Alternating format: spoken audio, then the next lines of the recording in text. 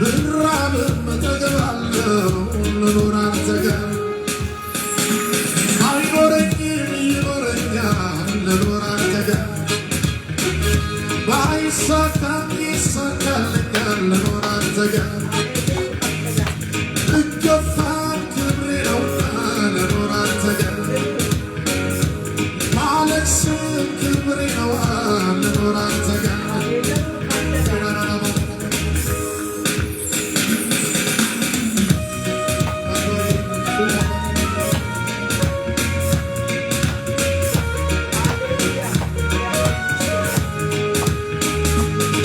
በምድር ተጨብጭቦልኝ በሰማይ ከምታፍርብኝ ይቅር ሁሉም ይቅር ካንተ ጋር ብቻ ልኖር ይቅር ገንዘብ ይቅር ካንተ ጋር ብቻ ልኖር ይቅር ዝናው ይቅር ካንተ ጋር ብቻ ልኖር ይቅር ምንም ይቅር ካንተ ጋር ብቻ ልኖር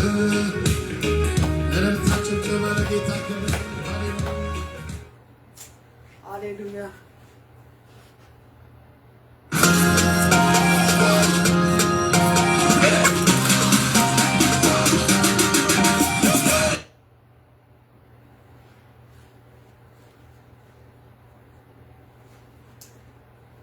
ክብር ሁሉ ለእግዚአብሔር ይሁን። ኢየሱስ ክርስቶስ ጌታ ነው።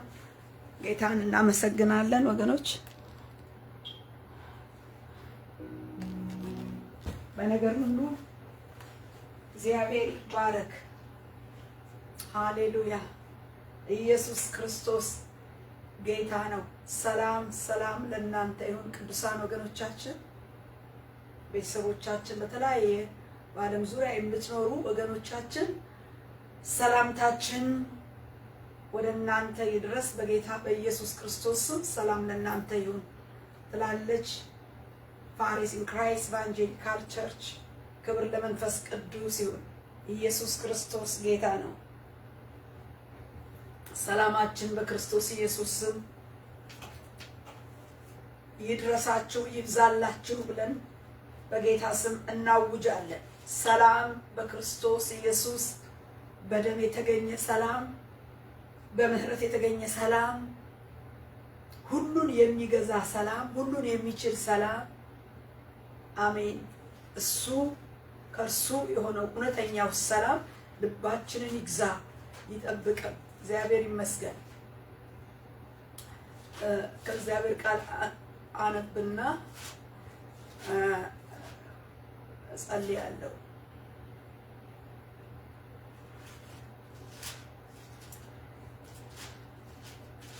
እግዚአብሔር ይመስገን። ስለዚህ ሰላም እንዲህ ይላል። በጌታ በኢየሱስ ክርስቶስ ስም አነባለሁ። ሁል ጊዜ በጌታ ደስ ይበላችሁ። ደግሜ እላለሁ ደስ ይበላችሁ። ገርነታችሁ ለሰው ሁሉ ይታወቅ። ጌታ ቅርብ ነው። በነገር ሁሉ በጸሎትና በምልጃ ከምስጋና ጋር በእግዚአብሔር ዘንድ ልመናችሁን አስታውቁ እንጂ በአንዳች አትጨነቁ። አእምሮን ሁሉ የሚያልፍ የእግዚአብሔር ሰላም ልባችሁን ሐሳባችሁን በክርስቶስ ኢየሱስ ይጠብቃል። አእምሮን ሁሉ የሚያልፍ የእግዚአብሔር ሰላም ምን ያደርጋል? ልባችሁን ሐሳባችሁን በክርስቶስ ኢየሱስ ይጠብቀዋል። ስለዚህ ሰላም ለእናንተ ይሁን ስንል የክርስቶስ ሰላም ልብንም አእምሮንም በሚገዛ በሚጠብቅ ሰላምታ ነው ሰላም የምንባባለው። ስለዚህ ሰላምታችን በክርስቶስ የሆነው ልብን አእምሮን የሚያልፍ የእግዚአብሔር የሆነ ሰላምታ በኢየሱስ ስም ያገኛችሁ። ይሄ ዝም ብሎ ሰላምታ ዓለም እንደምትለው አይነት ሰላምታ አይደለም። ሰላም ለእናንተ ይሁን ያለው በትንሣኤው አካል ሰላም ለእናንተ ይሁን አለ ጌታ ኢየሱስ። ተጨንቀው በርና መስኮት ዘግተው በተቀመጡበት በዛ ሁኔታ ሰላም ለእናንተ ይሁን አለ። አሁንም ሁልጊዜ በጌታ ደስ ይበላችሁ። ደግሜ እላለሁ ደስ ይበላችሁ። ገርነታችሁ ለሰው ሁሉ ይታወቅ። ጌታ ቅርብ ነው። በነገር ሁሉ በጸሎት በምልጃ ከምስጋና ጋር በእግዚአብሔር ዘንድ ልመናችሁን አስታውቁ እንጂ በአንዳች አትጨነቁ። አእምሮን ሁሉ የሚያልፍ ደግሜ እላለሁ የእግዚአብሔር ሰላም ልባችሁን ሐሳባችሁን በክርስቶስ ኢየሱስ ይጠብቃል። እንግዲህ ልብን ሐሳብን በሚጠብቅ በክርስቶስ ሰላም ተባረኩ። አሜን። ጌታ በደሙ የተገኘው ሰላም በኢየሱስ ስም ያፍስስብን። ማንኛውም ዓለም የማትሰጠውን ሰላም ከየትም ስፍራ የማይገኘውን ከሰማይ የሆነውን በክርስቶስ የሚሆነውን ሰላም ልብን አእምሮን ሁሉ የሚያልፍ የሚጠብቅ የሚገዛ ሰላም በደሙ የተገኘ ሰላም በኢየሱስ ክርስቶስ ስም በዓለማችን በምድራችን በሕዝባችን በቤተሰባችን በቤተ ክርስቲያን በትውልድ ሁሉ ላይ ይሄ የተለቀቀ ሰላም ዓለምን የሚገዛ ሰላም ዓለምን የፈጠረ ከዓለም ፈጣሪ ከክርስቶስ የሆነ ሰላም ሁሉን የሚገዛ ሰላም ልብን ውስጥን አእምሮን ውስጥን የሚገዛ የሚያረጋጋ ሰላም ይህም በክርስቶስ ደም የተገኘ ሰላም ነው። በክርስቶስ ደም የተገኘ ሰላም ነው። ሰላም ለእናንተ ይሁን ሲል በትንሣኤው ይዞት የመጣውን ሰላምታ ለተጨነቁት ሲሰጣቸው እንመለከታለን። ዛሬ ይህን ሰላም እያወጅ ወደ ጸሎት እገባለሁኝ። ከዛ በቀኑ ርዕስ ደግሞ እግዚአብሔር ያስተምረናል። ይሄ ስለዚህ ሰላም አንድ ቃል ልጨምርላችሁና አሁን ግን እናንተ በፊት ርቃችሁ የነበራችሁ በክርስቶስ ኢየሱስ ሆናችሁ በክርስቶስ ደም ቀርባችኋል። እርሱ ሰላማችን ነው። ሁለቱን ያዋሃደ በአዋጅ የተነገሩትን የትእዛዛትን ሕግ ሽሮ በመካከል ያለውን የጥል ግድግዳ በስጋው ያፈረሰ ከሁለታቸው አንድ አዲስን ሰው በራሱ ይፈጥር ዘንድ ሰላምንም ያደርግ ዘንድ ጥልን በመስቀሉ ገሎ በእርሱ ሁለታቸውን በአንድ አካል ከእግዚአብሔር ጋር ያስታርቅ ዘንድ ነው። መጥቶም ርቃችሁ ለነበራችሁ ለእናንተ ሰላምን፣ ቀርበው ለነበሩትም ሰላምን የምስራች ብሎ ሰበከ ይላል። ሰላም የምስራች ብሎ የተሰበከ የወንጌል መልእክት ነው። ሰላም የሰበከውም ክርስቶስ ነው። የተገኘውም በምንድን ነው ይላል? በደሙ ነው። ሰላም በደሙ የተገኘ እና የትእዛዛቱን የሕጉን ትእዛዛት ሽሮ በመካከል ያለውን የጥል ግድግዳ በስጋ ያፈረሰ ሁለቱን ማለትም አሕዛብንና አይሁድን ሁለቱ ተለያይተው የነበሩትን ሁለቱን የጥልን ግድግዳ በመስቀሉ ጥልን በመካከል ያለውን ጥል አፍርሶ ሁለቱን አንድ አድርጎ ያዋሃደ አሕዛብንም አይሁድንም ሁሉ መካከለኛው ወደ እግዚአብሔር የሚወስደው መካከለኛ ጥልን ያፈረሰ የጥልን ግድግዳ ያፈረሰ ክርስቶስ ነው። ስለዚህ ሁለቱን አንድ አዲስን ሰው በራሱ ይፈጥር ዘንድ ሰላምን ያደርግ ዘንድ ጥልን በመስቀሉ ገሎ ሁለታቸውን በአንድ አካል ከእግዚአብሔር ጋር ያስታርቅ ዘንድ ነው። አሕዛብን ከእግዚአብሔር ጋር ይታረቁ ዘንድ አይሁድም ደግሞ ምንም እንኳ የቃል ኪዳኑ ሕዝብ ቢሆንም በአዲስ ኪዳን ግን በክርስቶስ ኢየሱስ መስመር ወይም በፈሰሰው ደም በመስቀሉ ስራ በኩል ነው ወደ እግዚአብሔር የሚገቡት። ስለዚህ ሁለቱንም ከእግዚአብሔር ጋር ያስታረቀ አይሁድንም አሕዛብንም አንድ ነው። ሰላም ለእናንተ ይሁን ብሎ ሰበከ። ሰላሙን ደግሞ ነፍሱን በማፍሰስ ነው የሰጠው። ይሄ ሰላም ደግሞ በመስቀሉ ጥልን ገሎ ሁለቱን ከእግዚአብሔር ጋር አስታርቆ አንድ ያደረገ። በቃ አንድ ሁለት አይደለም፣ አንድ ያደረገ አይሁድና አሕዛብን። እኛ አሕዛቦች ቃል ኪዳን የሌለንን ወደ ቃል ኪዳኑ እንድንመጣ ቃል ኪዳን ያላቸው ሕዝብ ነው በትክክል በክርስቶስ ኢየሱስ ወደ እግዚአብሔር መንግስት እንዲገቡ። አይሁድ የለም፣ የግሪክ የለም፣ ከሌ የለም፣ ሮማ የለም፣ ግሪክ የለም፣ አይሁድ የለም፣ ጨዋ የለም፣ ባሪያ የለም አለ። በቃ ሁሉም ዓለም ሁሉ በልጁ በክርስቶስ ኢየሱስ ሁሉም የሚድንበት መንገድ ሰላም ብሎ የሰበከው የወንጌል ሰላም ነው። ርቃችሁ ለነበራችሁት ለእናንተ ሰላም፣ ቀርበው ለነበሩትም ሰላምን የምስራች ብሎ ሰበከ። በእርሱ ስራ ሁላችን በአንድ መንፈስ ወደ አብ መግባት አለንና በእርሱ ስራ በክርስቶስ መስቀል ስራ በእርሱ ስራ በአንዱ መንፈስ ወደ አብ መግባት አለን ይላል። ወደ አብ የምንገባበት አሕዛብም ሆነ አይሁድ በአንዱ የእግዚአብሔር ልጅ በእርሱ ስራ ወደ አብ መግባት አለ። በቃ ይሄ ሰላም ይሄ ወንጌል ሰላም ተብሎ የተሰበከው ወንጌል ሁላችንም አንድ አድርጎ ወደ እግዚአብሔር መንግስት ወደ አብ የሚያደርሰን በደሙ የተገኘ ሰላም ነው። ሁላችንንም የሚጠቀልል ሰላም። ስለዚህ ሰላም፣ ስለዚህ ስለተሰጠን ስለ አዲስ ኪዳን፣ ስለ ክርስቶስ ሰላም፣ ስለዚህ ወንጌል ጌታ እናመሰግናለን። ሰላም ለእናንተ ይሁን አሕዛብ፣ ሰላም ለእናንተ አይሁዳውያን። አንድ አድርጎ ወደ እግዚአብሔር መንግስት እንገባ ዘንድ አንዱን ክርስቶስን በመስቀል ላይ ሰጥቶ ጥልን በመስቀሉ ገሎ ከእግዚአብሔር ጋር ያስታረቀው የአዲስ ኪዳናችን ሰላማችን ክርስቶስን እናመሰግናለን። ስለዚህ በዚህ የሰላም ወንጌል በኢየሱስ ስም እንድታምኑ እነሆ አሁንም ጥሪ ያቀርባለሁ። በሰላም ወንጌል ወደ አብ መግባት አለን። በሱ ስራ ሰላምን በሰበከ ወንጌል ነው። ሰላም ለእናንተ ይሁን ብሎ የሰበከው ከእግዚአብሔር ጋር ያስታረቀበት መንግስተ ወንጌሉ አይሁድንም ሆነ ማንን አሕዛብን ሁላችንንም ወደ እግዚአብሔር ያቀረበውና ያስታረቀበት የመስቀል ስራ ክርስቶስ ነው። ሁለቱን በአንድ ወደ እግዚአብሔር አብ እንዲገቡ ያደረገው እንድንገባ ያደረገው። ስለዚህ በእውነት በዚህ ጊዜ የምትሰሙ የምታደምጡ ጌታ ሊመጣ ደጁን በሚያንኳኳበት የዘመን መጨረሻ በደረሰበት በዚህ ጊዜ ዛሬ ማታ ይምጣን ነገ አናውቀው የጌታ መምጫ የደረሰበት የመጨረሻው ዘመን ጌታ ቤተክርስቲያንን ሊነጥቅ ሊወስድ የዳግም ምጽአት የመምጫው ዘመን በደረሰበት በዚህ ጊዜ ኑ መታረቅ ባጋኘንበት ወደ አብ በሚያስገባን መስመር ሰላም ለእናንተ ይሁን ብሎ ሰላምን ለኛ ለመስጠት የሰላምን ወንጌል ለመስበክ ራሱን በመስቀል ላይ ሰጥቶ ከእግዚአብሔር ጋር ባስታረቀን ወደ አብ እንገባ ዘንድ ድልድይ በር መንገድ በሆነልን በክርስቶስ ኢየሱስ ታረቁ። በዚህ ወንጌል እመኑ፣ ንስሐ ግቡ፣ ጌታን ተቀበሉ። ጌታን መቀበል ማለት ንስሐ ገብቶ የእግዚአብሔር ልጅ መሆን ማለት ነው። በእግዚአብሔር መካከለኛ በልጁ በኩል ስሬት ባለው ደም በኩል ምህረት በሚያስገኘው በር በኩል ዘላለማዊ መንግስት በሚያስገባው በር በኩል እኔ በጎች በር ባለው በር በርሱ በኩል ማመንና በእምነት ጽድቅን ተቀብሎ ጌታን መጠበቅ ማለት ነው። ጌታ ሲመጣ የሚወስደው በጌታ ደም ነስቶ እንደ ቃሉ እየተጠባበቀ የእግዚአብሔርን መንግስት እየተጠባበቀ ላለ ቅዱስ ሕዝብ ሁሉ ጌታ ሲመጣ ያለ መከልከል በመነጠቅ ከጌታው ጋር አብሮ ይሄዳል። ሕያዋንም የሆነ በጌታም ያንቀላፉት ማለት የሞቱትም ሁሉ ዳግመኛ እንደሚነሱ እግዚአብሔር ቃል ይናገራል። እና ይሄ እድል ዛሬ በህይወት ያለ ከመምጣቱ በፊት ጊዜው ሳያልቅ ቤተክርስቲያን ትናገራለች። በዚህ ሰላም ወንጌል በክርስቶስ ኢየሱስ እመኑና ዳኑ፣ ንስሐ ግቡ። የልጁ የኢየሱስ ክርስቶስ ደም ከኃጢአት ያነጻል። ይሄ ስብከታችን የወንጌል በቃ ኮራችን ነው፣ መካከለኛችን ነው። ዋናው አገልግሎታችን መስቀሉ ነው፣ ክርስቶስ ነው፣ ደህንነት ነው፣ የመዳን መንገድ ነው።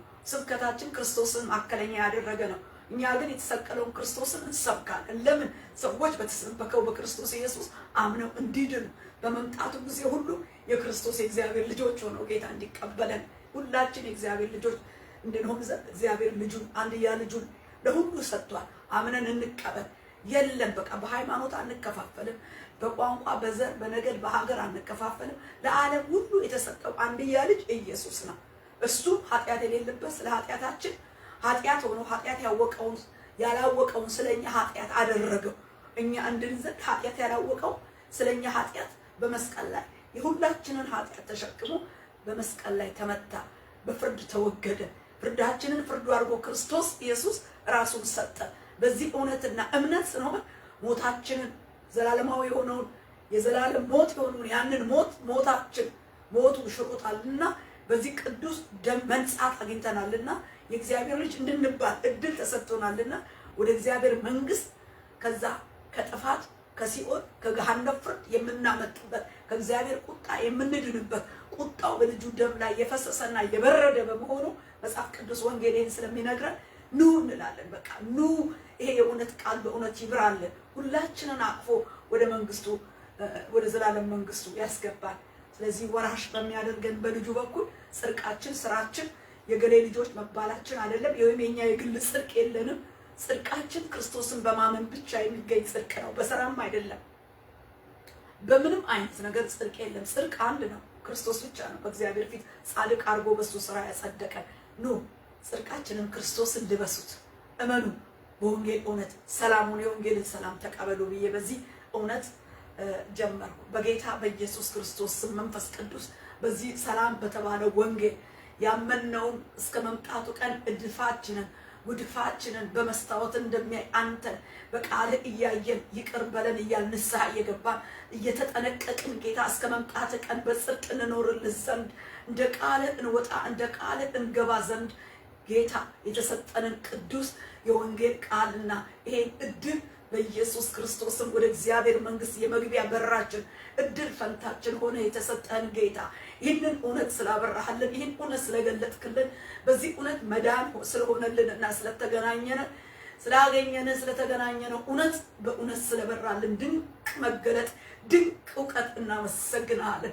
የበራልን የተገናኘን ይህንን እውነት የተቀበልን ደግሞ በጸጋ ወንጌል ድነን በሰላም ወንጌል እግዚአብሔር ሰላምን አግኝተን ልብ አይምሮ ሐሳባችን ተጠብቆ ከጠላት ከዲያብሎስ ከሰይጣን ስራ እነሆ ከመንግስቱ ከእጁ አምልጠን በቤትህና በፊትህ አለንና ትውልድ ደግሞ አምልጦ እንዲሁ እግዚአብሔር በወንጌል እውነት አምኖ አንተን እግዚአብሔር በቀፍ በጉያው ውስጥ ገብቶ አቤቱ እግዚአብሔር ሆይ ከዘላለም ሞት የሚድንበትን የሚያመልጥበትን ይሄን እውነት አይኑ ተከፍቶ እንዲቀበል እነሆ እግዚአብሔር በወንጌል አገልግሎትና አገልጋዮች የሚሰበከው እውነት ዛሬ እንዲበራ እግዚአብሔር ብሩህ ሆኖ እነሆ እግዚአብሔር እንዲበራ አቤቱ ብፁዓን የሚያደርገው ብፁዕ ወንጌል ቅዱስ ወንጌል በጌታ በኢየሱስ ስም በመንፈስ ቅዱስ እየተሰበከ ቃሉ እየበራ በአብሮት እየተገለጠ የሰዎችን ልብና የሰዎችን ጨለማ እየዋጠ ሰዎች በንስሐ በኃጢአት እየተናዘዙ ወደ መንግስት እንዲጎርፉ በመምጣት ቀን ማንም እግዚአብሔር ውጭ እንዳይቀር ማንም እግዚአብሔር ሰይጣን ወደ ተዘጋጀለት ዘላለማዊ ፍርድ እንዳይገባ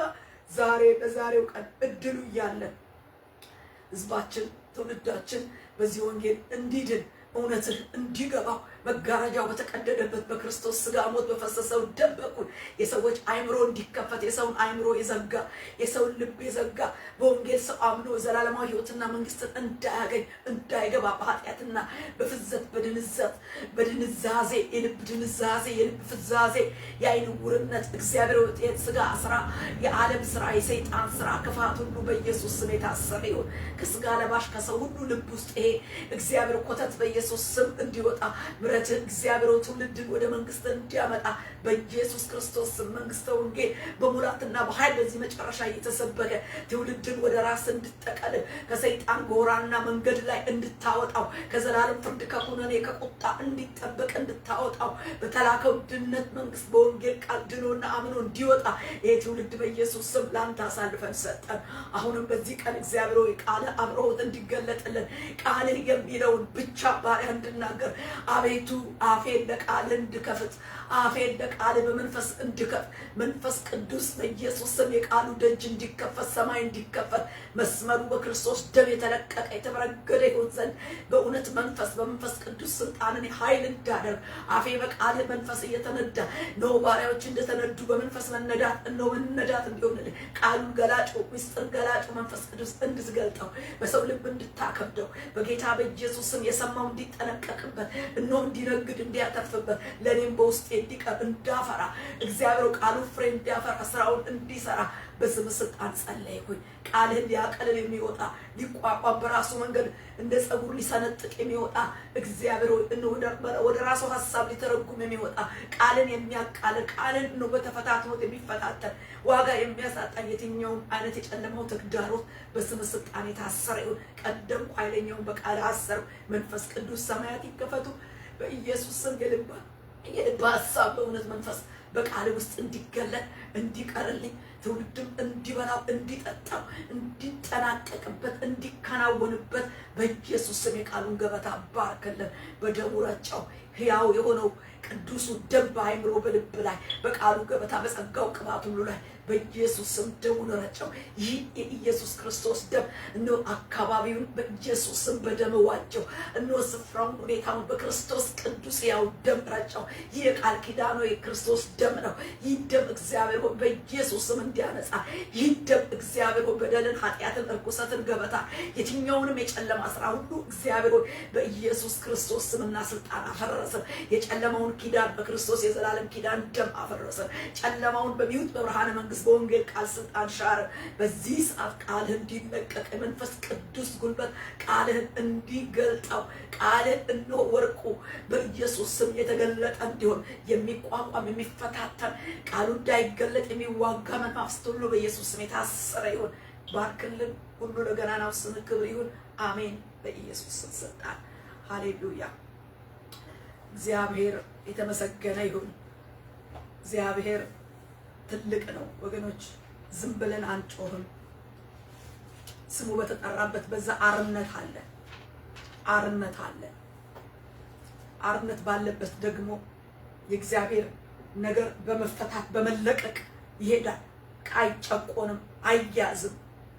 ስለዚህ የሚጨቁኑ መናፍስቶች ስፍራ ይለቃሉ። አይምሮን የሚይዙ ሁኔታን የሚገዳደሩ ጨቋኝ የሆኑ ገዢ መናፍስቶች አየር ላይ የሚወጡ ምድር ላይ የሚርመሰመሱ በባህር በጥልቅ ያሉ በየትኛውም ሁኔታዎች ሊገለጡ የሚፈልጉትን ሁሉ በኢየሱስ ክርስቶስ ደም ጠረግናቸው። በኢየሱስ ስም ስልጣን አፈረስናቸው። በጌታ በኢየሱስ ስም በቃል ሰንሰለት አሰርን። የሰው አይምሮ፣ የሰው ልብ፣ የሰው ሐሳብ በሚነጻበት ደም እየረጨ ሐሳብ በመንፈስህ ኃይል እያደረገ ሁሉን እንዲገዛ ከፍ ከፍ እንድትል በጉባኤያችን ሾምነ። ሁሉ ለገናናው ስምህ ክብር ይሁን። አሜን። በሆነው ጌታ በኢየሱስ ክርስቶስ ስም ዛሬ ከእግዚአብሔር ቃል አብረን እናያለን። ሁለተኛ ሳሙኤል ጌታ ይባረክ። በወቅቱና በጊዜው በየጊዜው እግዚአብሔር በሚሰጠን ቃል እንገለጣለን። ሰጫችንና ገላጩ አምላክ እግዚአብሔር የተባረከ ይሁን። በጌታ በኢየሱስ ክርስቶስ ስም አነባለሁ። ርዕሴ ዛሬ ነገሩ ተገለበጠ። ሁልጊዜ በጌታዬ ፊት በጸሎት ስፍራ በልቤ ውስጥ የሚሞላ የቃሉ ርዕስ ይመጣልኛል። ይሄ እግዚአብሔር ያለማመደኝ ነገር ነውና ከዛ በኋላ አደምጠዋለሁ። አቅጣጫውን በመጽሐፍ ቅዱስ ውስጥ አያለሁ። ጥቆማውን ወስድና ወደ መጽሐፍት ዓለም ደግሞ ገብቼ መለከታለሁ ማለት ነው። ስለዚህ ርዕሴ ነገሩ ተገለበጠ ነው። ነገሩ ተገለበጠ በሚል አንድ 3 ፖይንት አብረን እናያለን። አንደኛ ነገሩ ተገለበጠ ብለን የምናየው አኪጦፌልንና ዳዊትን ነው የምናየው። የአኪጦፌል ምክር በዳዊት ላይ ምን አይነት ምክር እንደነበረ እናያለን። እና አንደኛ የምናየው የአኪጦፌል ምክር ተገለበጠ፣ ከዳዊት ወደ ገዛ ራሱ ተመለሰ። የአኪጦፌል ምክር ያለመው ያነጣጠረው በዳዊት ላይ ነበር። ነገር ግን ነገሩ ወደ ማን ተመለሰ? ወደ መካሪው ወደ አኪጦፌል ነገሩ ተመለሰ። የአኪጦፌል ምክር በራሱ ላይ ተመለሰ፣ በራሱ ላይ ተገለበጠ። አኪጦፌል ማን ነው ብለን ስንል አኪጦፌል የዳዊት የቅርብ የመንግስቱ አማካሪ የነበረ ሰው፣ በመንግስቱ አማካሪነት ጊዜ ላይ በምክሩ ከአፉ ጠብ የማይል እጅግ ታላቅ መካሪ የነበረ፣ ከአፉ ከምክሩ ቃል ጠብ የማይል ምክሩ የሚከናወንለት ታላቅ የመንግስቱ አማካሪ እንደሆነ እግዚአብሔር ቃል ይነግረናል ማለት ነው። ታዲያ ይህ አኪጦፌል የዳዊት አማካሪ ዳዊት በመንግስቱና በዙፋኑ ላይ በተቀመጠ ጊዜ የደረሰበትን መከራ እናያለን። በልጁ በአቢሴሎም ከዙፋኑ ተሰድዶ ከቤቱ ዙፋኑን ጥሎ ወንበሩን ጥሎ ቤተሰቡን ጥሎ በአኪጦፌልና በሰዎቹ ስደት እንደመጣበትና ለቆና ሸሽቶ በደብረ ዘይት አቀበት ተራራ ላይ በባዶ እግሩ እያለቀሰ እንደወጣ የእግዚአብሔር ቃል ይነግረናል። እንዲህ አይነት መከራ በገዛ በአቢሴሎም በልጁ በደረሰበት ጊዜ ዳዊት ያ የመንግስቱ መካር የነበረው ታላቁ አማካሪ አኪጦፌል የሚባለው ሰው ዳዊት በለቀቀና አቢሴሎም ዙፋኑን በተቆጣጠረ ጊዜ አኪጦፌል ከአቢሴሎም ጋር በሴራ አንድ ነው የሚል ወሬ ወደ ማመጣ ወደ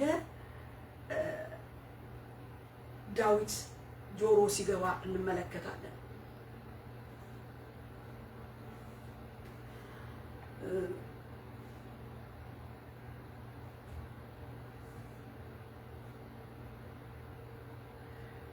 ዳዊትም ይላል ሁለተኛ ሳሙኤል ምዕራፍ 15 ከቁጥር 30 ጀምሮ ዳዊትም ተከናንቦ ያለ ጫማ እያለቀሰ ወደ ደብረ ዘይት አቀበት ወጣ።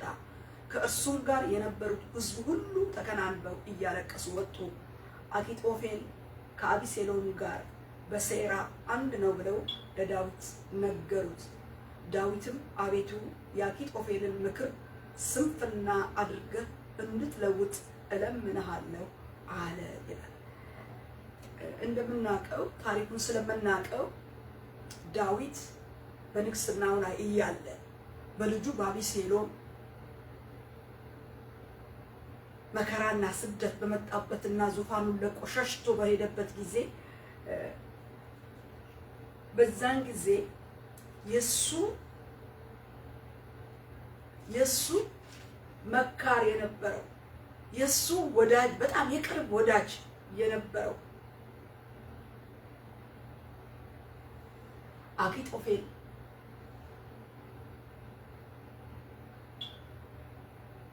ልክ ከዳዊት ጋር እንደነበረ ከአቢሴሎም ጋር አብሮ በሴራ ይላል። ሴራ ነበረ።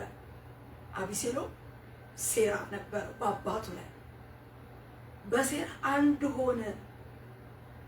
ይሄ ሴራ ምንድን ነው እናያለን። አንድ ሆነ ባሉት ጊዜ ግን አስቀድሞ እሱ ምን አደረገ? አቤቱ አለ። አቤቱ አቤቱ የአኪጦፌልን ምክር ስንፍና አድርግ እንድትለውጥ እለምንሃለሁ። አስቀድሞ ገና ስለሚያውቀው የአፉን ጥበብ የአፉን ቃል በምክር ያለውን ጉልበት ስለሚያውቀው ከአቢሴሎም ጋር አንድ ሆኖ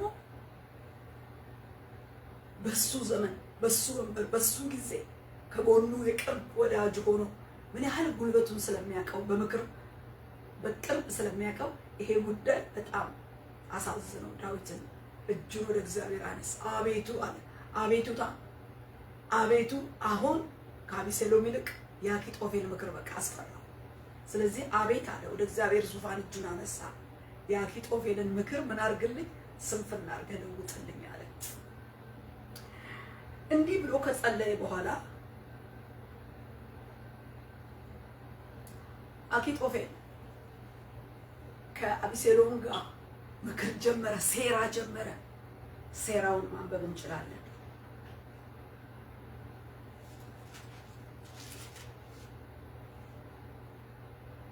እንዲህ ይላል ሁለተኛ ሳሙኤል 17 አኪጦፌል አቢሴሎምን 12,000 ሰዎች ልምረጥና በዚች ሌሊት ተነስቼ ዳዊትን ላሳድድ ደክሞና እጁ ዝሎ ሳለ እወድቅበታለሁ፣ አስፈራውማለሁ።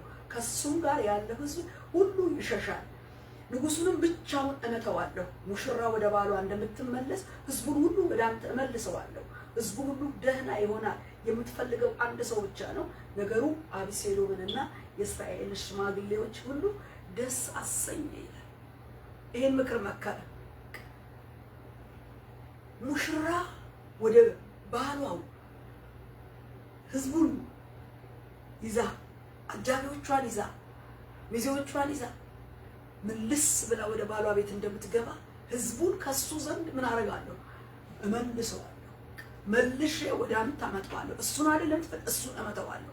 ማን ነው ይሄንን የሚለው? ይሄን ሴራ የሚሰራው ወይም የሚመክረው ስንል አኪጦፌል ይላል። አቢሴሎም 12,000 ሰዎች ልምረጥና በዚህ የመረጣት የወሰናት ያቺ ጊዜ ደግሞ በእውነት ዳዊት በመንገድ በድካም በመሄድ በስደቱ ያን ተራራ በመውጣት እጅግ ዝሎ ደግሞ ሰዎቹ ሁሉ ተኝተዋል።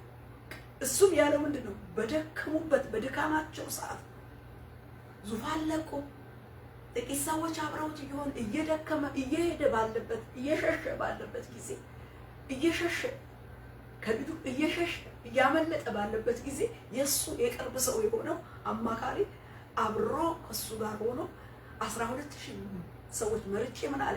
እዚች ሌሊት ላይ በወጣ ይሄንን ሌሊት አገኘው እመተዋለሁ፣ ከሱ ጋር ያለውን ሕዝብ መልሼ ወደ አንተ አመጣዋለሁ፣ እሱን ግን እመተዋለሁ። ዋው! በአንድ ጊዜ ምን አይነት ልብ ምን አይነት ሐሳብ ገባበት አኪጦፌል። ወዳጁ የቅርብ ወዳጁ የቅርቡ ሰው ነበረ እና እንዴት እንዲህ እንዳለ አይታወቅም። ግን ዳዊት ቀድሞ በሴራ ገና አንድ ነው ሲሉት ወደ እግዚአብሔር ይግባኝ ብሎ ነበርና ይሄ ምክር እውን በዛን ሰዓት ሂድ ቢሎና አቢሴሎም ጋር በሴራው አንድ ሆኖ ቢፈቅድ ኖሮ የዛኑ ሌሊት ዳዊት ያበቃለት ነበር። ግን እግዚአብሔር ምክሩን ሲገለብጥ እናያለን። ምክሩ በዳዊት ላይ የመከራት ምክር እንዳልተሳካ ምክሩ እግዚአብሔር ለውጠው በትንልኝ ብሎ ቀድሞ ነግሮታልና እግዚአብሔር ያን የደሃ የምስኪን ሰው የመንገደኛ የስደተኛ ጩኸት ሰምቷልና እግዚአብሔር ልክ አኪጦፌል ይሄን ምክር ሲያመጣ ምክሩን የሚገለብጥ ደግሞ ኩሲ ባጠገቡ ተነሳ። ታሪኩን ስለምታውቁት ብዙ አልገባሁም ወደ ባግራውንዱ። ስለዚህ አኪጦፌል ደግሞ አቢሴሎም አረካዊውን ኩሲን ጥሩ ደግሞ እሱ የሚመክረውን እንስማ አለ። ኩሲ ደግሞ አኪጦፌል ይሄንን መክሯል። ኩሲ ሆይ አንተ ደግሞ ምን ትመክራለህ? ኩሲ ዳዊትን ተከትሎ ሊሄድ ነበር ከዳዊት ጋር። ዳዊት ግን ተመለስልኛል፣ ይህ አንተ እዛ ብትሆን ትጠቅመኛለህ ብሎ የመለሰው ሰው ነው። የዳዊት ወዳጅ ነው። ወዳጅነቱን ያልከዳ ልቡ ከልቡ ጋር አብሮ ሆኖ ነገር ግን አቢሰሎም ጋር አብሮ ደግሞ ያለ ነው። ልቡ ግን ከማን ጋር ነው? ከዳዊት ጋር ነው። በቃ አልከዳው፣ በትክክል ቆሟልና እስቲ አንተስ ምን ትመክራለህ አለ። ምን ትመክራለህ ሲባል የሚገርም ነው። አሁን አኪጦፌል የመከራት ምክር መልካም አይደለችም ማለት መልካም አይደለችም። ምክንያቱም አባትህ አርበኛ ነው ታውቃለህ፣ ኃይለኛ ነው፣ አርበኛ ነው። አሁን የሚሄድበት እንሂድ በተባለው ቦታ ላይ አያድርም፣ አናገኘውም፣ በዚህ በጥቂት ስፋ አናገኘውም። ስለዚህ ከዳን እስከ ቤርሳቤህ መላው እስራኤል ይሰብሰብ፣ ጥሪ ይደረግ፣ ይምጣና በህብረት አንድ ላይ እንዘምትበታለን። ይሄ ስልት ነው።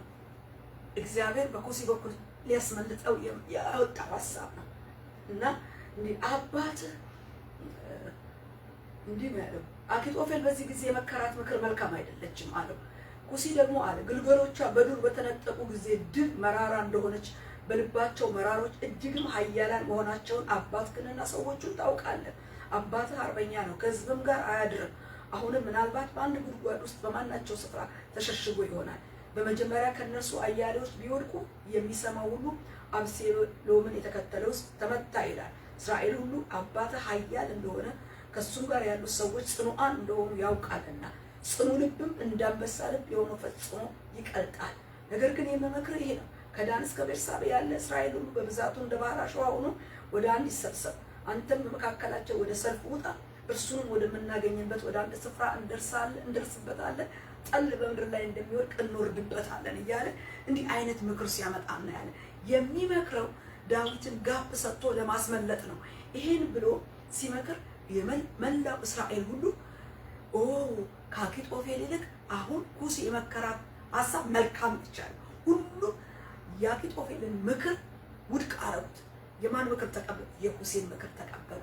እግዚአብሔር ምክሩን የአኪጦፌል ምክር ቢቀበሏት ኖሮ እውነት ነው ዳዊት በዛን ሰዓት ደግሞ ዝሎ ያገኙት ይጠፋ ነበር። እግዚአብሔር ነገሩን ሲለውጥ የሰዎች ሐሳብ የአኪጦፌልን ሐሳብ እንዲጥሉት ከንቱ እንዲያረጉት እንዲያቀሉት አደረገን። አሁን ኩሲ የመከረው ሐሳብ ግን አለ እስራኤል ሁሉ የአረካዊ የእስራኤል ሰዎች ሁሉ የአረካዊ የኩሲ ምክር ከአኪጦፌል ምክር ይሻላል አሉ።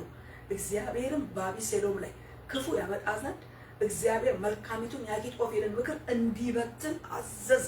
ነገሩ እዚህ ጋር ነው። በቃ ትእዛዝ አውጥቷል እግዚአብሔር የአኪጦፌልን ምክር እንዲበትን ልዑል ትእዛዝ አውጥቷል። ስለዚህ ይሄ ምክር ምንም እንኳን ምክሩ በተግባር ስራ ያለው የሚያፈራ ነገር ቢኖርም እግዚአብሔር እንዳይሰራ ግን ክንውን እንዳይኖረው ግን ትእዛዝ አዘዘና በተነው። ስለዚህ ወደ አኪጦፌል የአኪጦፌልን ምክር ተተው። የኩሲ ምክር መልካም ነች አለው። በቃ ደግሞ የተፈለገው ምንድነው? ራስህ ግባ አሉት። አቢሴሎም አኪጦፌል ብቻ 12000 ሰው መርጬ ልሂድ ያለው አይሄድም ነበር አቢሴሎም። እግዚአብሔር ግን የፈለገው ራሱ አቢሴሎም ሰልፍ ውስጥ እንዲገባ ነው። አቢሴሎም ራስህን ትገባለህ፣ ህዝብ ይሰበሰባል፣ ከዛ በብዛት ሆነን እንወጣለን። አቢሴሎም ጦርነት ውስጥ እንዲገባ እግዚአብሔር ፈልጓል። ስለዚህ እናንተም ግባ ነው ሳበው ጦርነት ውስጥ ህዝቡን ከዳን እስከ ቤርሳቤህ እስኪሰባሰብ ለዳዊት መልእክተኛ ላከ።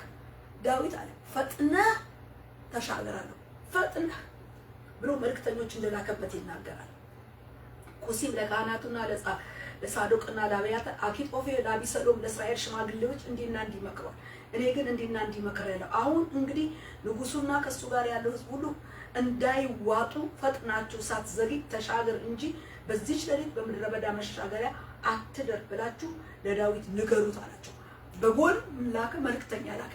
ፈጥናችሁ እንዲና እንዲህ አቢሴሎም አኪጦፌል መክሯል። አቢሴሎም ጋር እንዲህ እኔ ደግሞ እንዲና እንዲህ ብያለሁ። አሁን ጦር እስከሚሰባሰብ ዳዊት ስፍራውን ለቀህ ዛሬ ሌሊት በዛ ቦታ ላይ እንዳትገኝ የሚል መልእክተኞች ሲልክ እንመለከት። መልእክተኞቹ ራሱ ለንጉስ አስመላጭ ምክር ይዘው የሄዱት በጣም በሚገርም ሁኔታ ተነቅቶባቸው ሊገደሉ ነበር፣ ሊያዙ ነበር። እግዚአብሔር እነሱንም አንዲት ሴት አዘጋጅቶ ሴቲቱ እንዴት አርጋ ሸሽጋ እንዳወጣቻቸውና ከሸሸገችበት ጉድጓድ ደግሞ ፈላጊዎቻቸው ከወጡ በኋላ ከጉድጓድ አውጥታ ከጉድጓድ የወጡት መልእክት አስመላጭ መልእክት ለዳዊት ይዘው የወጡት ሰዎች ሊፈለጉ ሊያዙ ሊገደሉ ነበር። መልእክትን ተደራሲው ጋር ሳያደርሱ ማለት ነው። እግዚአብሔር ግን እነኚህን ሁሉ አሳልፎ መከራው መልእክተኞችም ሳይገደሉ በጉድጓድ ውስጥ ደብቃ በላዩ ላይ እህል የተከካ እህል አስጥታበት ሴቲቱ ፈላጊዎቻቸውን ከሸኘች በኋላ እነሱን በአጥር ወርውራ ሸኘቻቸው። መልእክቱን አደረሱ። ዳዊት አመለጠ በቃ እና ከዛ በኋላ እንደዚህ ብሎ ይነግራቸዋል። ከሄዱም በኋላ እነሱ ከጉድጓዱ ወጥተው ሄዱ፣ ለንጉሱ ለዳዊት ነገሩት። ዳዊትንም አኪጦፌል በእናንተ ላይ እንዲህ መክሯልና ተነሱ፣ ፈጥናችሁ ውሃውን ተሻገሩ አሉት። ዳዊትም ከእሱም ጋር የነበሩት ሁሉ ተነስተው ዮርዳኖስን ተሻገሩ። እስኪነጋም ድረስ ዮርዳኖስን ሳይሻገር አንድ ሰው እንኳ አልቀረም ይላል። አያችሁ፣ እግዚአብሔር እንደዚህ አድርጎ ዳዊትን የአኪጦፌልን ምክር አፍርሶ በኩሲ ምክር የእግዚአብሔር እጅ አልፎ ጋብ በሰጠ ጊዜ መልእክተኛ አስልኮ ካለበት ሊገደልበት ካለው ቦታ ፈጥኖ እንዲሻገር በማድረግ ይሄ መልእክት እነ ዳዊት ከመገደል ሲያመጡ ልክ ምክሩ እንዳልተሳካለት የመከረው ምክር አኪጦፌል እንዳልተከናወነለት ባየ ጊዜ ይላል። ባየ ጊዜ ምን አደረገ? አኪጦፌል ምክሩን እንዳልተከተሉ ባየ ጊዜ አህያውን ጫነ፣ ተነስቶም ወደ ቤቱ ወደ ከተማው ሄደ። ቤቱንም አደራጅቶ በገዛ እጁ ታንቆ ሞተ ይላል። ክፉ መካሪው አኪጦፌል በዳዊት ላይ የመከረው ምክር ነገሩ ስለተገለበጠ ስላልተሳካ ስላልተከናወነለት ይህ እንዳልተሳካ ባየ ጊዜ ወደ ቤቱ ገብቶ ቤቱን አደራጅቶ ምን አደረገ? ራሱን አንቆ እንደገደለ እጁ በራሱ ላይ እንደተመለሰች ይናገራል እግዚአብሔር ቃል። ስለዚህ ነገር ተገለበጠ ብለን ስንል ነገሩ አጥምዶ ዳዊትን የሚይዝ ክፉ ምክር ነበር የተመከረው። በዳዊት ላይ የተመከረው የአኪጦፌል ክፉ ምክር ነገሩ ምን ሆነ? ተገልብጦ ራሱን ያዘ። በራሱ እጅ ራሱን አጠፋ። እጁ በላዩ ላይ ወደቀች። በገዛ እጁ ራሱን አጠፋ። ለምን? ምክሩ አልተከናወነለት። ምክሩ ተቀባይነት አጣ። የዛን ጊዜ ተስፋ ቆረጠ። ለምን? ነገሩ እንዲሁ የአቢሰሎም ነገር እንደሚያዝ እንደሚከሽፍ ነገር በአቢሰሎም ጋር የወንጀል ተባባሪ ሆኖ እንደሚጠይቅ ገብቶታል።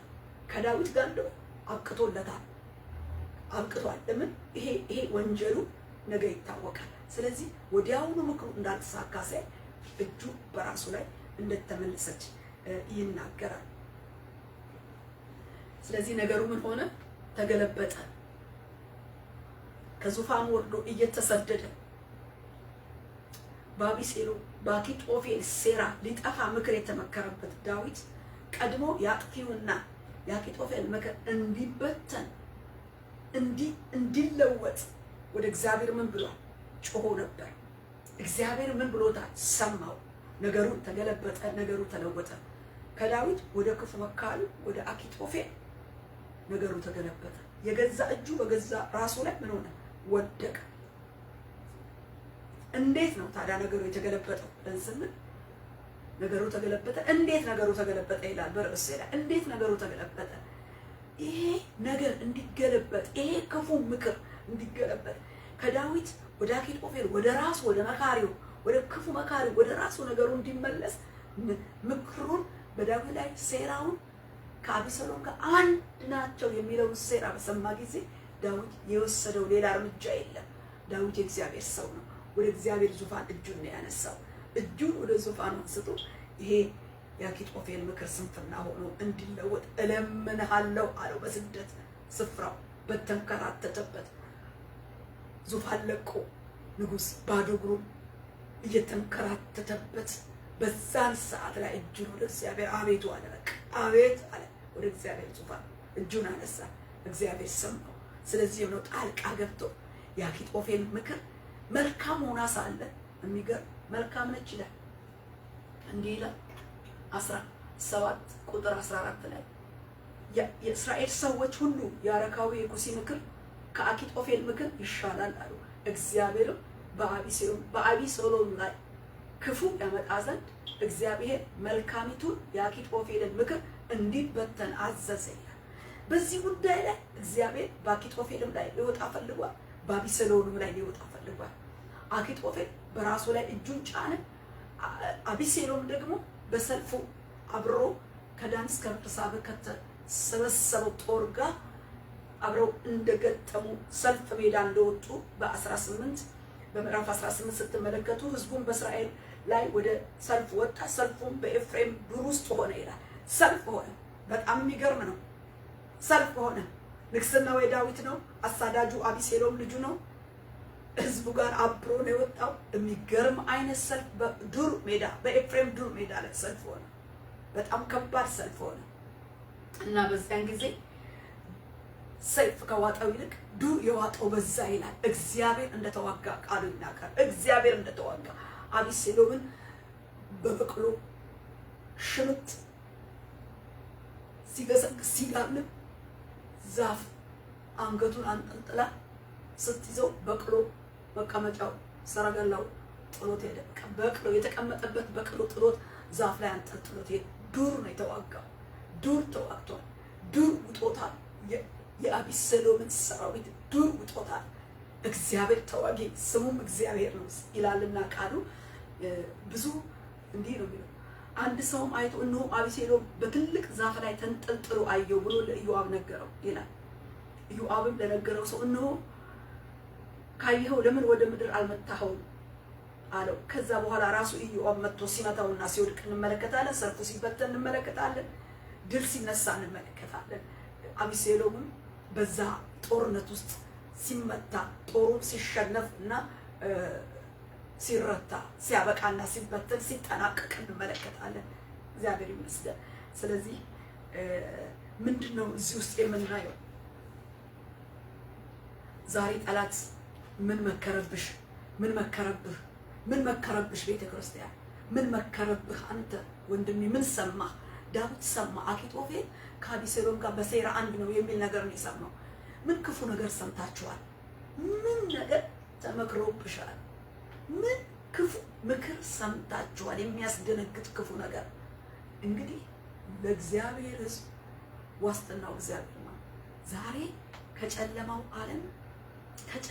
ዓለም የተጠነሰሰ የተመከረ እንደ አኪጦፌል አጥፊ የሆነ ምክር ከጥልቁ ዓለም ከጨለማው ዓለም ጥንስሱ ሲወጣ ኩሲ ሳይሆን ነገር የሚያቀብለን ዛሬ ማን? መንፈስ ቅዱስ ነው። ኩሲ ያኔ በስጋ ነው የተገለጠው። በስጋ ነው ለዳዊት ነገር ያቀበለውና ዳዊትን ያስጣለው። ዛሬ ደግሞ ጨለማው ውጊያችን ጦርነታችን ከስጋ ጋር ነው፣ ከመንፈሳዊው ዓለም ጋር በመንፈስ ነው በአዲስ ኪዳን። ስለዚህ መንፈስ ቅዱስ ነው ነገርን የሚያቀብለን፣ ኩሲ አይደለም። መንፈስ ቅዱስ ነገርን ይገልጣል። መንፈስ ቅዱስ ሹክ ይላል። ያን ጊዜ ታዲያ በምድር ላይ በህዝብ ላይ በትውልድ ላይ በእኔ ላይ በቤት ላይ በቤተሰብ ላይ ምንድን ነው? ምን ከጨለማው ዓለም ተመክሮብሃል? በጥልቅ ዓለም የተሰናዳ በጤንነትህ ላይ ምን ታውጇል? በኢኮኖሚህ ላይ ምን ታውጇል? በቤትህና በቤተሰብ በትዳር በልጆች ላይ ምን ታውጇል? ምን ሰማህ? ምን ይንቀሳቀሳል በዙሪያ? ምን አለህ? ምን ሰማሽ? ወገኖቼ እጃችሁን ወደ እግዚአብሔር አንሱ። መፍትሄው አንድና አንድ ነው። ዳዊት በሰማ ጊዜ አቤቱ ብሎ አቤቱታ ያቀረበው ወደ እግዚአብሔር ነው። እግዚአብሔር ዛሬም በዙፋኑ ላይ ነው። በቃሉ በመንፈሱ አኪጦፌላዊ ምክር አለ ሲል እግዚአብሔር ያቀብለናል። ዛሬም ስማ ስም የወገን ቤተክርስቲያን ስም የአኪጦፌል የጥልቅ የሆነው የጨለማው ዓለም ምክር አለ ነው የሚለው። ይሄ ምክር ግን ይገለበጣል። ነገሩ እንደተገለበጠ እንደዛን ጊዜ ይገለበጣል። ያንቺ ድርሻ የኔ ድርሻ ግን አንደኛ ምንድነው? ወደ እግዚአብሔር እጅ ማንሳት። ወደ እግዚአብሔር ምን አደረገ? እጁን አነሳ። አቤቱ አለ። በቃ ሰማ። ወደ ሰማይ አምላክ እጁን አነሳ። እግዚአብሔር ጣልቃ ገባና አኪጦፌልና አቢሴሎም አንድ የሆኑበትን ሴራ ምክር ከዳዊት ላይ ምን አደረገ? አፈረሰ። ወደ ራሱ ያቺ የመከራት 12,000 ሰው ይዤ ላጥፋ ያለው አጥፊው አኪጦፌል በራሱ እጁ ላይ ነፍሱ ሲጠፋ ማንም እጅ ሳይጥልበት እጁ በራሱ ላይ ወደቀ። እግዚአብሔር ይናረግ። በጦርነቱም አቢሴሎም የእግዚአብሔር እጅ የተወጋው ዛፍ ነች ሲጥ አድርጋ የያዘችው ወንበሩ ለቀቀ። እግዚአብሔር ተዋጊ ነው የሚባለው ለዚህ ነው። ዛሬ ምንድነው ነገሩ? ከዳዊት ወደ አኪጦፌል መርዛማው አጥፊ ምክር ሊገለበጥ ሊለወጥ የቻለው ንጉሥ ዳዊት ባለበት የስደት ሁኔታ ላይ ሆኖ አኪጦፌል ከአቢሴሎም ጋር በሴራ አንድ ነው ባሉት ጊዜ ምንድነው ያደረገው? ያውቀዋል የአኪጦፌልን ምክር። ዛሬ ወገኖቼ እናውቃለን። ጠላት ዲያብሎስን ክፉ ስራውን እናውቃለን። ቃሉ ይነግረናል በደንብ አድርገን ነው። ዛሬ የማይምረን ክፉ ዲያብሎስ ክፉ ስራው ክፉ ምክሩ እንዲጠመድልን ወደ እግዚአብሔር ምን እናደርጋለን? እጃችንን እናነሳለን ማለት ነው።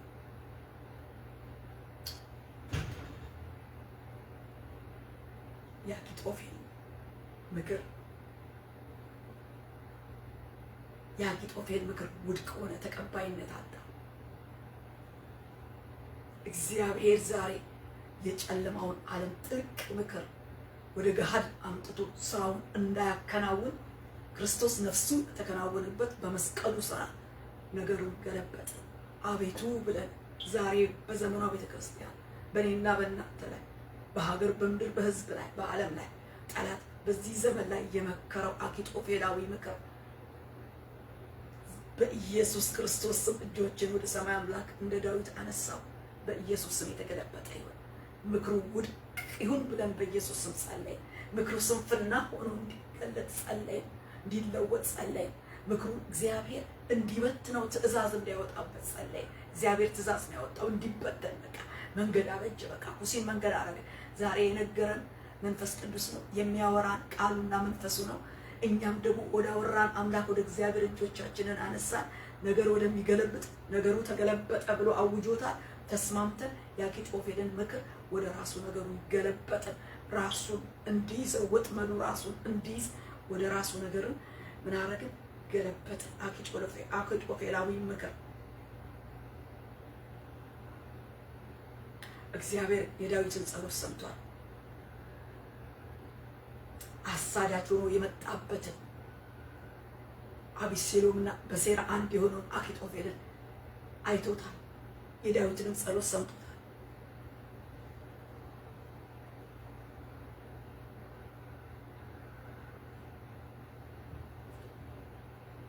ጣልቃ ገባ። እስከ ነገ ድረስ በዚህ ወንዝ እንዳታድር ተሻግር፣ ዮርዳኖስን ተሻግረህ ዳር መልእክት ነው። ተሻግረህ ዳር ወገኖቼ፣ ጠላት ሊያገኘን በሚፈልግበት ቦታ ምክሩን ሊፈጽምበት በሚፈልገው ቦታ እንዳንገኝ መካሪያችን እግዚአብሔር በኢየሱስ ስም በአለቱ ጉልበት ያስመልጠን፣ በአለቱ ጉልበት ያስመልጠን። በቃ ተነስ፣ በቃ ከዛ ውጣ አለው። በቃ ከየት ከፈፋው ከዮርዳኖስ መልእክት ሲልክለት እንመለከታለን። ኩሲ እስኪሰበሰብ ጦር እስኪሰበሰብ ጋፕ ሲያገኝ አሁን በዚህቹ ሌሊት ተሻገረና አደራ። ዛሬ መንፈስ ቅዱስ ያሻግረን በሰረገላ በኢየሱስ ስም በቃሉ ስልጣን ያሻግረን። የእግዚአብሔር ነገር ቃሉ እንደተገለጠ ዛሬም የአሁናዊው አኪጦፌልና አቢሴሎማዊ ምክር በኢየሱስ ክርስቶስ ስም ነገሩ እንደ ቃሉ ይገልበጥ ብላ ቤተ ክርስቲያን ራስ ሆኖ በክርስቶስ ስልጣን እንደ ቃሉ አሜን ብለን ገለበጥን። በቃሉ ስልጣን ገለበጥን። አኪጦፌላዊ ምክር ኃይል እንዳያደርግ በመስቀሉ ኃይል ረገጥን። በደሙ ኪዳን አፈረስን። በኢየሱስ ክርስቶስ ስልጣን ሻረን። ሃሌሉያ። በመላው እስራኤል አይን የአኪጦፌል ምክር ቀለለች። ዛሬ አኪጦፌላዊ ምክር እግዚአብሔር ያቅልልበት። በኢየሱስ ገለባ አድርጎ ምክሩን ያቅልልበት፣ ስንፍና አድርጎ ይለውጥበት ብለን በእግዚአብሔር ቃል ስልጣን ሻር ነው። በቤተ ክርስቲያን፣ በትውልድ፣ በእኔ በሕዝቤ፣ በቤተሰቤ፣ በየትኛውም ዓለም ላይ የሚንቀሳቀስ አኪጦፌላዊ ክፋት ያለበት ምክር በኢየሱስ ክርስቶስ ስንፍና ሆኖ ይገልበጥ።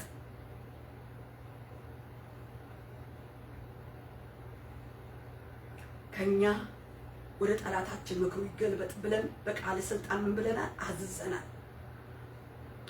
መዝሙር 7 ከቁጥር 15 እስከ 17 እንዲህ ይላል፣ ጉድጓዱን ማሰ ቆፈረም፣ ባደረገው ጉድጓድ ይወድቃል፣ ጉዳቱ በራሱ ላይ ይመለሳል፣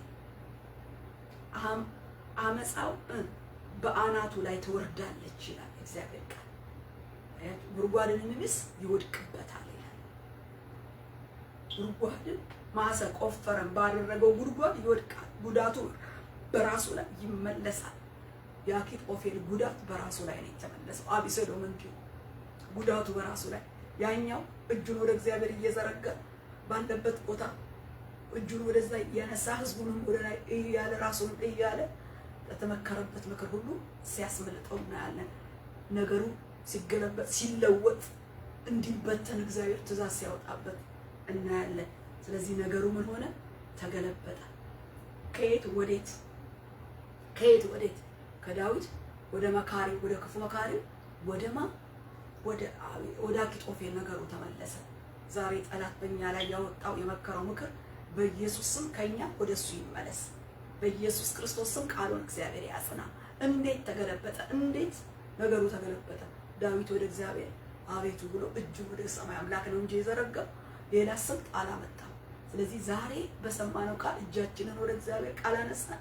እኛም ማናቀው ሶሎማዊ አኪጦፌላዊ የሆነ የጨለማው ዓለም ጥልቅ ምክር በገሃድ እንዳይገለጥ በኢየሱስ ክርስቶስ ስም ስንፍና ሆኖ እንዲለወጥ እንዲገለበጥ በእግዚአብሔር ቃል አዘዘን።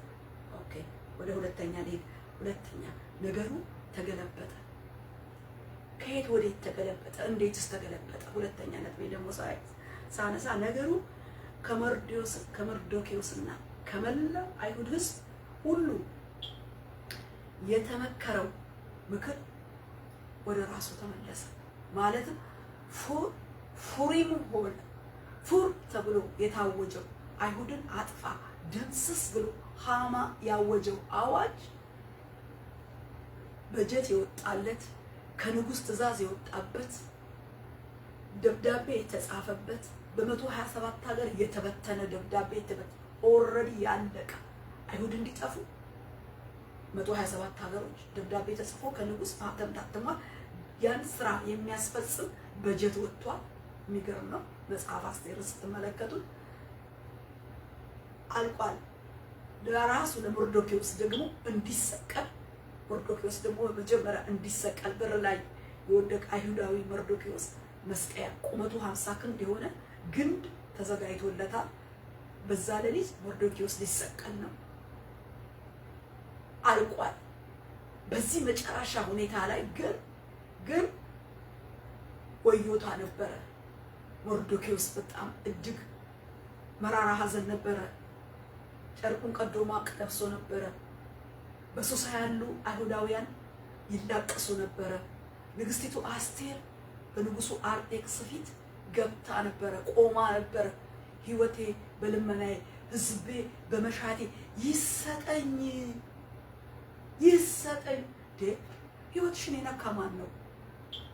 አልገባው ንጉሱ። ህይወትሽን የነካ ማን ነው? ንግስት አስቴር የንጉስ አርጤክስ ባለቤት አይሁዳዊቷ ማን ነው አንቺን የሚነካ? እንደው በልቡስ የደፈረ ማን ነው አለ። ያ ክፉ ጠላት ባላጋራ ሃማ ነው አለችው። ደነገጠ። ሃማ የእሱ ሁለተኛ ሰው ነው። ሃማ ሁሉ እንዲደፋ እንዲሰግድለት አዋጅ ያወጣለት ሰው ነው። ከፍ ከፍ ያደረገው ሰው ነው ሃማ። ሃማ በንግስቲቱ ላይ አይሁድ ይጥፉ ብሎ ሲያዝ እና ሲያውጅ የንጉሱ ሚስት አይሁዳዊት ነች።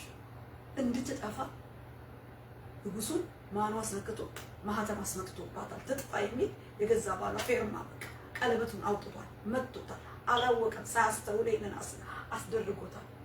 መላ አይሁድ ከተፈለገ እሷም አይሁዳዊ ነች። ከንጉስ ቤት ነው የሚጀምረው። ስለዚህ ይሄ ነገር ንጉሱ የማይታሰብ መልኩ ተለወጠ። ቁጣው ነደደ። ይሄን ያደረገ ሃማ እንዴ ለሱ የንጉሱ ቁጣ አይተው ይኸው ለመርዶክዮስ ያዘጋጀው ቁመቱ 50 ክንድ እዚህ ጋር ከጀርባ አቁሞታል። የገባው እሱን ሊያሰቅል ነው። ይኸው ሃማን በደጅ ነው፣ መስቀያውን በደጅ ነው። ይጠራ እንደተባለ የእግዚአብሔር ቃል ይናገራል። እና በአጠቃላይ ፉሪም ሆኖና ፉሪም ሆኖ እንደተለወጠ እንደተገለበጠ የሁለተኛው ነጥቤ ደግሞ እሱ ነው። ነገሩ ተገለበጠ። ምንድን ነው የተገለበጠው? በመርዶክዮስ በመላው አይሁድ ላይ የታወጀው የሞት አዋጅ ምን ሆነ? ነገሩ ተገለበጠ። ፉሪም ሆኖ ነገሩ ምን ሆነ? ተገለበጠ። እንዴት እንዲገለበጥ እንዴት ሆነ? በንጉሱ ፊት ንግስቲቱ ራሷን አዋርዳ ቆማለች። መርዶክዮስ ራሱን አዋርዷል። መላው አይሁድ ራሱን አዋርዷል። ወደ እግዚአብሔር ጩኋል። ወገኖች በጩኸት ያለቀለት ነገር የደቀቀለት ነገር ሁሉ ይለወጣል፣ ይገለበጣል። እና የመጨረሻው ፖይንት ማለት አስቴር ላይ ላምብሮ አንድ ሁለት ፖይንት አንብቤ ብዙ ውስጥ አልገባም፣ ታሪኩን እናውቀዋለን። እንዲህ ይላል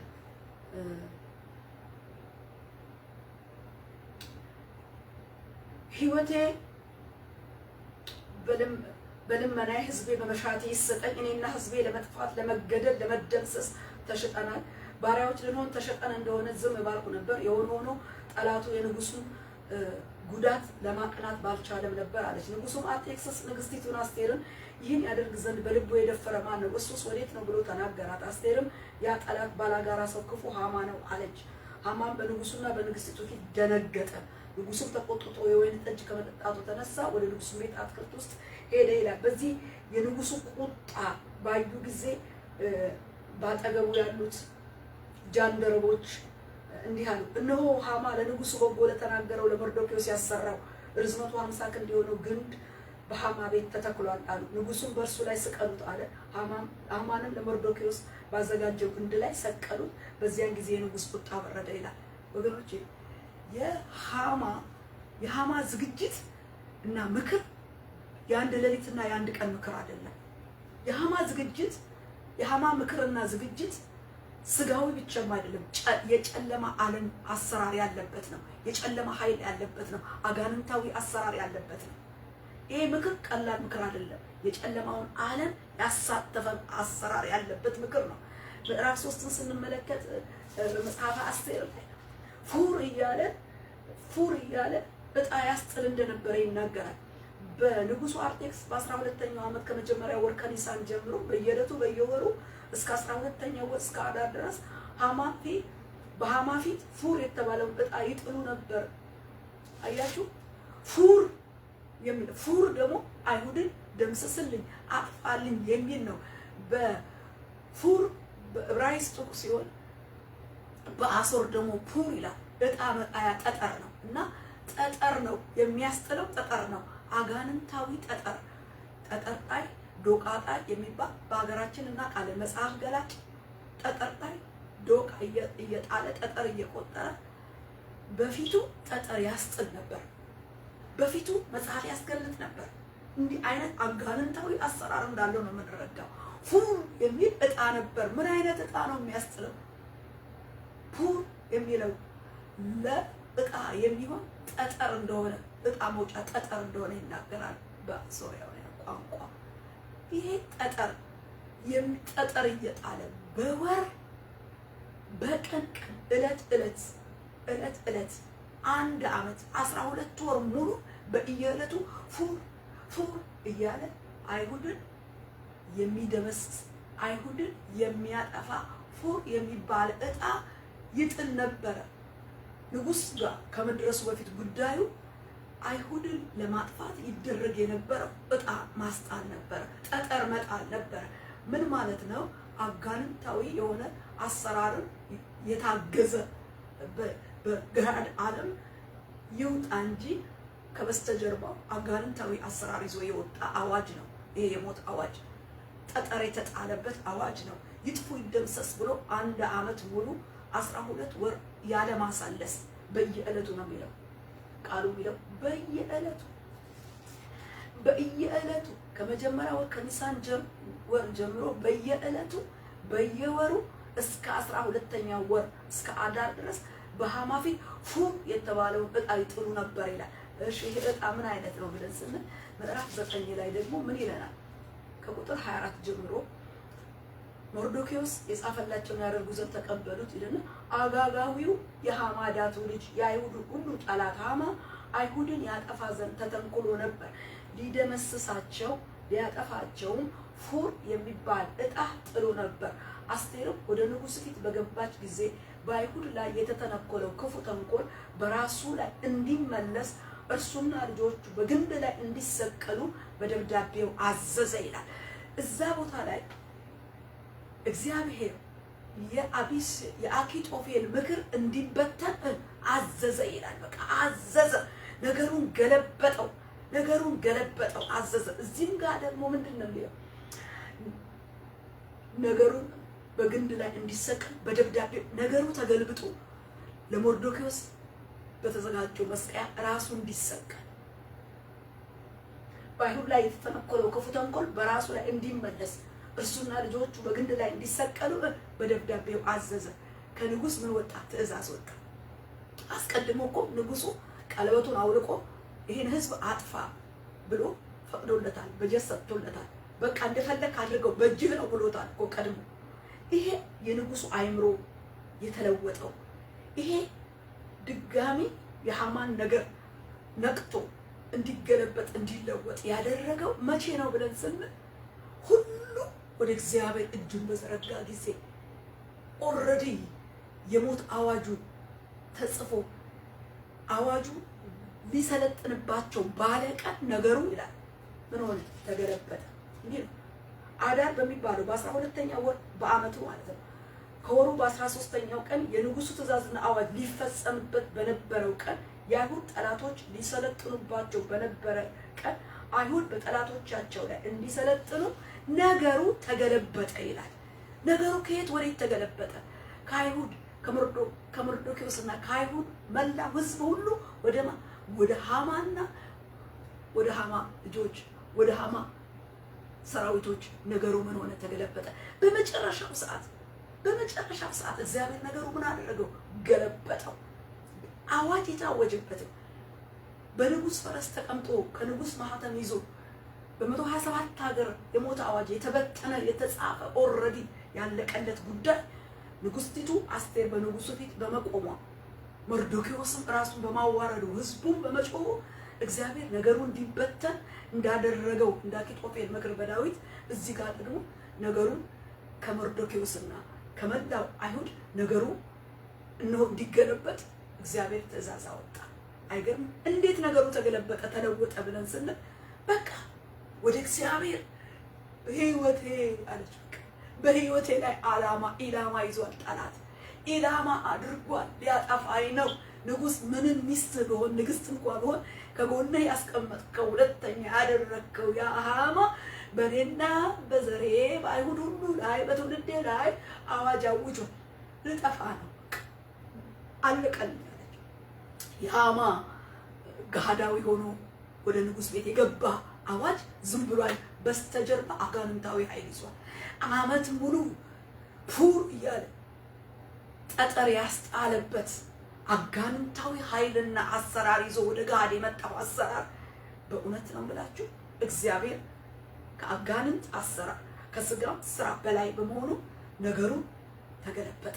ኦልሬዲ መላው አይሁድ የአይሁድ ዘር በዓለም ላይ ሊደመሰስ እስራኤል የሚባል ስምና ታሪክ ላይኖር የጌታ የኢየሱስ ክርስቶስ የመምጫው ዘርና ግንድ ሐረግ ዲስሚስ ያደረገው ጠላት ኢየሱስ የሚባል አዳኝ ቤዛ ለዓለም እንዳይመጣ እግዚአብሔር ገና ከፍጥረት ጀምሮ መንገድ እያዘጋጀ የዘረጋው ሌል ከአይሁድ ሕዝብ የሚወጣው ከይሁዳ ነገድ የሚወጣው የነገስታቱ ንጉሥ አንበሳው ኢየሱስ አዳኙ ኢየሱስ ከሚመጣበት ከእስራኤል ነገድ መሆኑ ሲታወቅ ይሄ የአይሁድ ጠላት የእስራኤል ጠላት የመላው ዓለም ሁሉ ጠላት ነው። ሰይጣን ዲያብሎስ ሰይጣን በሃማ አልፎ የኢየሱስን የዘር መምጫ ግንድና ዘር ሊያጠፋ የወጣበትን አዋጅ እግዚአብሔር በአስቴር በመርዶክዮስ በህዝቡ አልፎ ነገሩ እንዲገለብጠው አደረገ።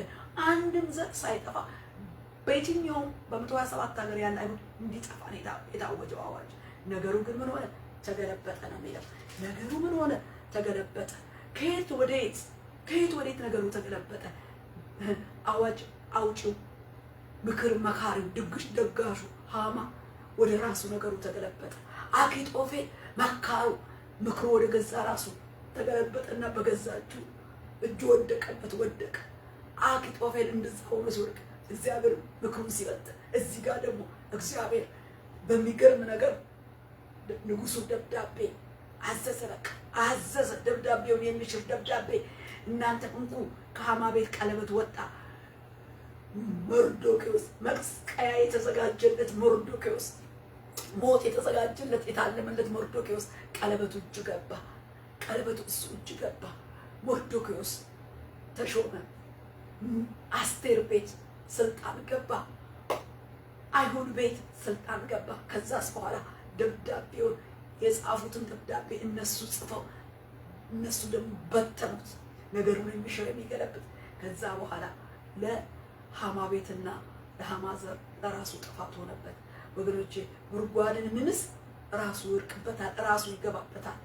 ወጥመድን የሚያዘጋጅ ራሱ በወጥመዱ ይያዛል። ስለዚህ ነገሩ ተገለበጠ። ከአይሁድና ከመርዶክዮስ ወደ ሃማ ወደ ራሱ ተገለበጠ።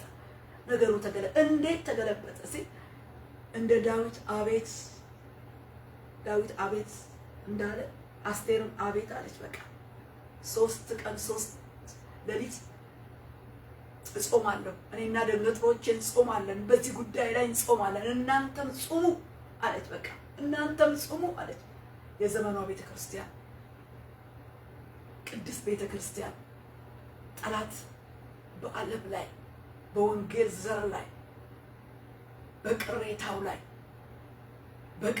ላይ ዘር በሆነው በወንጌል ዘርና ስራ ላይ በደህንነት መንግስት ስራ ላይ በህይወት መንገድና በህይወት ስራ ላይ ጠላት ዛሬ በዓለም ዙሪያ የሚነሳበትን ነገር ለመቀልበስ፣ ለመደምሰስ፣ ለማጥፋት ክፉን ምክር ለመቀልበስ በእግዚአብሔር ፊት እንደ አስቴር እንደ ዳዊት መሆን ነው። አስቴር ሆነች በንጉስ በእግዚአብሔር ፊት መጀመሪያ ጨረሰች። ከዛ ነው ወደ ንጉስ ፊት ብሞትም ልሙት አለቀኑ አለጊዜው ሳይጠራ ንጉስ ሳይጠራ ሚስትን ብትሆን መግባታችን አሁን ግን ብሞትም እንኳን ልሙት ብላ ወስና ስትገባ አስቴር ሆይ ምን ይደረግልሽ? እስከ መንግስት እኩሌታ እንኳን ቢሆን ይሰጥሻል አላት። እስከ መንግስት እኩሌታ እንኳን ቢሆን እንኳን አለቀን ገባሽ ብሎ ሊገድል ቀርቶና የወርቁን ዘንግ ዘረጋላት፣ ጥያቄዋን አስተናገደላት፣ ህዝቧና እሷን አዳነ። ቁጣው በማላይ ወረደ። የነደደው የንጉስ ቁጣ በሃማና በሃማ ላይ በሱ በሆነው ላይ ሲወርድና ሲመለስ በሱ ላይ ሲፈስስ እንመለከታለን። እንግዲህ በዚህ በአዲስ ኪዳን ያ ጠላት ባላጋራ ሃማ የሚለው ባላጋራ ዲያብሎስ ነው። የሰው ባላጋራ የለም። አንደኛ ጴጥሮስ 5:8 ላይ ባላጋራችሁ ዲያብሎስ የሚውጠውን ፈልጎ እንደሚያገሳ አንበሳ ይዞራል ይላል። ሊውጥ በክፋቱ ሊውጥ በክፉ ምክሩ ሊውጥ የሚዞር ባላጋራ የሚለው መጽሐፍ ቅዱስ በአዲስ ኪዳን ዲያብሎስን ነው። መጽሐፍ ቅዱስ እንደሚናገር ዲያብሎስን ነው። ጠላት የሚለው ማንን ነው? ሰይጣንን ነው። መጽሐፍ ቅዱስ የሚናገረው ሰይጣን ጠላት ተብሎ ተጽፏል። ባላጋራ፣ ፈታኝ፣ ከሳሽ ተብሎ ተጽፏል። ብዙ ስም አለው። ስለዚህ ይሄ የአዲስ ኪዳን ባላጋራ የአዲስ ኪዳን ሐማ ክፉ ጠላት ሰይጣን ዲያብሎስ ነው። ሰይጣን ዲያብሎስ ቅድም እንዳልኳችሁ በጨለማው አሰራር በጠጠርጣይ በዶቃጣይ በመጽሐፍ ገላጭ በድግምት በጥንቆላ በአስማት በክፋት አሰራር መናፍስታዊ በሆነ በጨለማ አሰራር ሰው በማያውቀው ረቂቅ በሆነ ህዋሳት በሆነ በመንፈስ አሰራር ይሰለጥንና በገሃድ ዓለም በስጋ በኩል የሰዎችን አይምሮ ሽፍት ያደርጋል ወደ ራሱ ሐሳብ። የሰዎችን ልብ በተለይ በጌታ ካልሆኑ ሪዚስት ያደርግና የሰዎችን ሐሳብ የዚህ ዓለም ገዢ የተባለው ሰይጣን ምን ያደርጋል? ሽፍት ያደርግና ሰዎችን ይቆጣጠርና ወደ ክፉ ሐሳብ ይነዳል። ያን ጊዜ ነው ቤተክርስቲያን ጣልቃ መግባት ያለባት። ያን ጊዜ ነው ሰዎች እንዲነቁ ወደ አእምሯቸው እንዲመን ምን እያደረኩ ነው እንዲሉ። የዛን ጊዜ በሚስቱ በንግስት አስጢን ላይ ምን እንዳረገ አያውቅም። በመላ አይሁድ ላይ ይጣራ እስቲ እንኳን አላለም። ሰውዬ ምንድነው ያደረጉት? እስቲ ይጣራ፣ እስቲ ስራቸው፣ እስቲ ኮሚቴ ይቋቋም፣ እስቲ ምንድነው ጥፋታቸው? እስኪ አንድ ህዝብ አለ፣ በቃ አንድ ህዝብ። በዚህ ህዝብ መካከል የመንግስትን ህግ የማይጠብቁ የራሳቸው ህግ ያላቸው ለህግ የማይታዘዙ አሉ። አንድ ህግ በዚህ አንድ የራሳቸውን ህግ ብቻ መቼ ነው ይሄን የራሱን የጨለማውን ስራ የጠጠር መጣሉን ከጣለ በኋላ ነው ወዴት መጣው? በጣም ጥሩ ነበር ካለ በኋላ ሐማም ንጉሱን አርጤክስን ከአንድ ዓመት ስራውን ከፈጸመ በኋላ ጨለማውን ወይም የመንፈስ የሆነውን የጨለማውን ዓለም ከአንድ ዓመት ቆይታው በኋላ ወደ ንጉስ መጣና እንዲህ አለው። ሐማም ንጉሱን አርጤክስን አንድ ህዝብ በአሕዛብ መካከል በመንግስት አገሮች ሁሉ ተበትነዋል። ህጋቸው ከህዝብ ሁሉ ህግ የተለየ ነው። የንጉሱን ህግ አይጠብቁም። ንጉሱ ይተዋቸው ዘንድ አይገባውም። ንጉሱን ቢፈቅድ እንዲጠፉ ይጻፍ። እኔም ወደ ንጉሱ ግምጃ ቤት ያገቡት ዘንድ 10,000 መክሊት ብር የንጉሱን ስራ በሚሰሩት ላይ እጅ እመዝናለሁ አለ። ቀለበቱን ከእጁ አወለቀ። ለአይሁድም ጠላት ለአጋጋዊ ለሐማዳቱ ልጅ ለሐማ ሰጠው። ንጉሱም ሐማን ደስ የሚያሰኘን ነገር ታደርግባቸው ዘንድ ብሩም ወርቁም ለአንተ ተሰጥቷል አለው። ኃላፊነት የአንድ ሀገር ኃላፊነት እንኳን አልተሰማውም። በቃ ብሩም ወርቁም ለአንተ ተሰጥቷል፣ እንደፈለክ አድርግባቸው። ኦልሬዲ አይምሮውን ተቆጣጥሮታል። እንደዛ ካደረገ በኋላ ግን በንግስቲቱ አስጢን እና ብዙ ጸሎት ነቃ። ማን ነው እንዲህ ያደረገ? ማን ነው እሱ በልቡስ የደፈረ? ኧረ ማን ነው ህይወትሽ ላይ ያለመ ያነጣጠረ? ኧረ ማን ነው በመላ ህይወቱ ላይ በቃ እንደዚህ ያደረገ ማን ነው አለ። በቃ ነቃ። ከዛ በኋላ ነው በኃይል የተቆጣውና እንደዛ ስገዱለት ብሎ በሾሙ በዛ በትልቁ ክብር በሰጠው ሐማ ላይ ተቆጣና በቃ ከፊቱ እንዲወገድ በጨርቅ ፊቱን ጨቅልለው ነው ከፊቱ ያወጡትና ለመርዶክዮስ ባዘጋጀው ላይ የሰቀሉት። አይገርምም? ያ ምን አመጣው? ጸሎት ነገሮች እንዲለወጡ እጅን ከራስ አፍን ከራስ መንገድ እየጠበቁ ወደ እግዚአብሔር ብቻ ለሚመጣው ለሀገር፣ ለትውልድ፣ ለቤተ ክርስቲያን፣ ለቤተሰብ፣ ለግላችን በሚመጣው ነገር ሁሉ በግላችንም በቤተሰባችንም በቤተ ክርስቲያንም በሀገርም በትውልድም በሚነሳ በጨለማው ስራና በክፋት ላይ ሁሉ በክፉ ምክር ላይ ሁሉ ወደ እግዚአብሔር እጅ ሲነሳ ነገሮች መስመር ይይዛሉ። ክፉ ነገር ይገለበጣል። አደጋ ጣዩ መንፈስ ይገለበጣል። ሐሳቡ ይለወጣል። እና ዛሬ አደጋ የሚጥለው ክፉ ምክር የሚያመጣው ባላጋራችን ማን ነው የሚለው ሰይጣን ዲያብሎስ ነው። እሱ ደግሞ ሊውጠው የሚፈልገውን አይቶ በዙሪያ ሁሉ ጊዜ ጌታ እስኪመጣ ድረስ ይሄ ሰንፍ አለ። በቃ ባላጋራ ክፉዎችን ሰዎችን ማንነት በመጠቀም አጥፊ ምክሩን ፉር እያለ ዛሬ የጨለማ ስልጣንን እርግማን ያለበትን ክፋት ያለበትን በጠጠር የሚጣል ዶቃ በሚጣል እርግማን ባለበት ጨለማው በሚሰለጥንበት ክፋትን ያዘለ አሰራርን ይዞ በጋድ ደግሞ ክስን ይዞ በፊት ለፊቱ ህግህን የማይጠብቁ ህዝቦች ናቸው፣ ተበትነዋል። በያለበት ህግህን አይጠብቁም። በ127 ሀገሮች ተበትነዋል፣ ህግ አይጠብቁም። ስለዚህ እንዲጠፉ ይጻፍባቸው ነው ያለው። በቃ አይገርምም? እንዲህ አይነቱ ጭፍን ውሳኔ ላይ እሺ ብሎ ቀለበቱን አውልቆ ነው የሰጠው። በኋላ ግን ነቃ። በዛው ቀለበት ደግሞ ተመልሶ ነገሩ እንዲለወጥ ተጻፈ። ክብር ለእግዚአብሔር ይሁን። እግዚአብሔር ነገርን እንደዚህ ይለውጣል። ስለዚህ ዝም ብሎ አይደለም፣ ዝም ብሎ ምክር አይደለም። የሃማ ምክር ከሌላው ይለያል። የሰይጣንን የአጋንንትን አሰራር ከበስተጀርባው የያዘ የጨለማ ምክር ያለበት ምክር ነበር በወቅቱ የተገለጠው። በዛ ላይ ነው እግዚአብሔር በድንቅ የወጣው። ወገኖቼ ዛሬ ስለ ነፍሳችን፣ ህይወታችንን፣ ቤተሰባችንን፣ ህዝባችንን፣ ወገናችንን አቤት ነገሩ ይለወጥ። ያ ክፉ ባላጋራና ጠላት ዲያብሎስ በስጋ ለባሽ ሆኖ የመከረው ምክር አሁን እግዚአብሔር ይነሳ፣ ይገለጥ፣ ይገልብጥልን ብለን ልንጮህ ያስፈልጋል። እግዚአብሔር ነገሩን ይገለብጠዋል። ነገሩ ከማን ተገለበጠ? ከመርዶክዮስ እና ከመላው ከአይሁድ ወደ ሃማና ወደ ቤተሰቡ ተለወጠ። ስለዚህ ዛሬ እንደዚህ አይነቱ ውጊያ ሰልፍ አለ።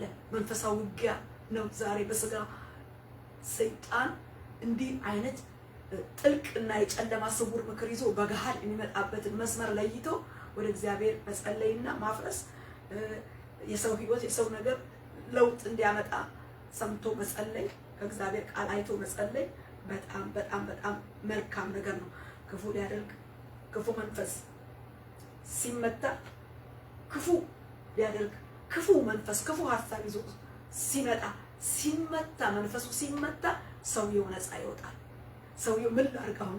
እሺ ለምን መንፈሱ ሲመታ መንፈሱን በእግዚአብሔር ፊት በመንፈስ ሆኖ እግዚአብሔር እንዲመታው ቤተክርስቲያን መጸለይ ያለባት፣ እኛ መጸለይ ያለብን። የዛን ጊዜ ከሰው ህይወት ክፉ መንፈስ ሲመታ አንደኛ ሰውየው ነፃ ይወጣል፣ ሁለተኛ የታወጀበት አዋጅ የታወጀበት ህዝብ ደግሞ ምን ይሆናል? ነፃ ይወጣል። ሁለት ነገር ነው። በተለይ በአዲስ ኪዳን በክርስቶስ ኢየሱስ መንፈሱ እንዲመታ እግዚአብሔር ምን ብሎናል? ስልጣን ሰጥቶናል። በጨለማው ላይ ምን ብሏል? ስልጣን ዲያብሎስን እንድንረግጠው፣ ሰይጣንን እንድንቀጠቅጠው፣ በስሙ ስልጣን በቃሉ ኃይል እንቋቋመው እጃችን ላይ በትርና ስልጣን ሰጥቶናል። እኛንን ለምድር ተስፋ በቃ እኛንን የሚገባን እኛንን የሚሆነው ነገር የምናሸተው ምንለየው እኛንን። እኛ በዚህ ዘመን እንደ ቃሉ እግዚአብሔር ሆይ አቤት ለግሌ፣ አቤት ለቤተ ክርስቲያን፣ አቤት ለህዝቤ፣ አቤት ለምድሬ፣ አቤት ለትውልዴ እያልን የጠላትን ጥልቅ የጨለማ አሰራር በገሃድም ያለውን ነገር በማየት በእግዚአብሔር ፊት በማቅረብ ነገሩ ምን አለ ይላል? ተገለበጠ። ፉሪም ሆኖ ተገለበጠ። ፉሪም ሆኖ ተገለበጠ ይላል። መቼ ነው የተገለበጠው ብለን ስንል አስቴር በንጉሱ ፊት በቀረበች ጊዜ ነገሩ ምን ሆነ? ተገለበጠ። ከዛስ በኋላ ክፉ ተንኮል የተተነኮለው ተንኮል አስቴር ንጉሱ ፊት በገባች ጊዜ በአይሁድ ላይ የተተነኮለው ክፉ ተንኮል በራሱ ላይ እንዲመለስ እርሱና ልጆቹ በግንድ ላይ እንዲሰቀሉ በደብዳቤው አዘዘ። ስለዚህ እነዚህ ቀኖች እንደ ፉር ስም ፉሪም ተባሉ ይላል። በዚህ ደብዳቤ ስለተጻፈው ቃል ሁሉ ስላዩት ስላገኟቸው ነገሮች ሁሉ አይሁድ እነዚህን ሁለት ቀኖች እንደ ጽፈቱ እንደ ጊዜው በየዓመቱ ይጠብቁ ዘንድ አደረገ። እነኚህ ቀኖች የፉሪም ቀን የደስታ የበዓል ክብረ በዓል አድርገው እንዲጠብቋቸው ፉሪም ተባሉ። በቃ በዓል ሆኑና እንዲከበሩ እነኚህ ሁለት ቀኖች እንዲከበሩ እና እግዚአብሔር እንዲመሰገን መታሰቢያ ምልክት እንዲሆን ፉሪም ሆኖ ሲገለጥ እናያለን ማለት ነው። ስለዚህ እግዚአብሔር ፉሪም አድርጎ እንደገለበጠ ዛሬም አሁናዊ የሆነው አሃማዊ ምክር ደግሞ በኢየሱስ ስም ፉር ያለውን ፉሪም ለቤተ ክርስቲያን በኢየሱስ ስም ሻረች።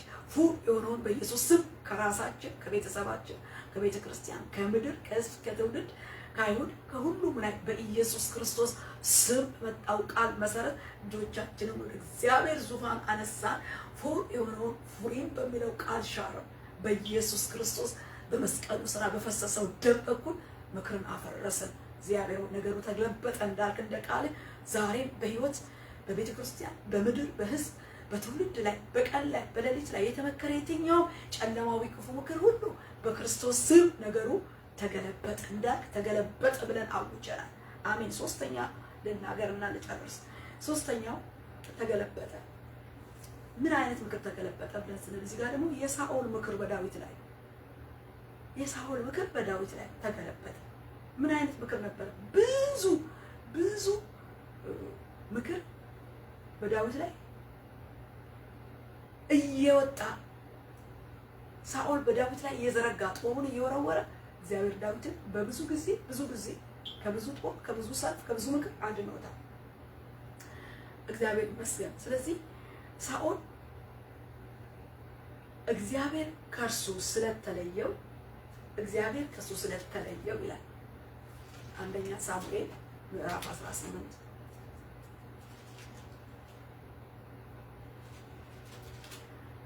በጣም እግዚአብሔር የተለየው ሰው ከባድ ነው ወገኖች። እግዚአብሔር የተለየው ሰው የሚያደርገውን አያውቅም እና ዳዊትና ሳኦል ዳዊትን እንዲያሳድደው ምክንያት የሆነበትን ነገር ስናየው መሰረቱን ስናውቀው ባክግራውንዱ በዛን እስራኤል ተግዳሮት የፍልስጤማው ተግዳሮት መጥቶባት ጎልያድ ህዝቡን እያንቀጠቀጠ ጠዋትና ማታ 1 ወር ሙሉ እየታየ ጎልያድን የሚገጥም አንድም ሰው በጠፋበት ጊዜ ዳዊት የሁሉ ታናሽ ልጅ ነው እና እሰይ እስራኤል ወታደሮች ጋር የዳዊት ታላላቅ ወንድሞች 3 ወንድሞቹ ጦርነት ላይ ወጥተው ነበር። ግን ማንንም የሳኦል መንግስትና ጦር ዳዊት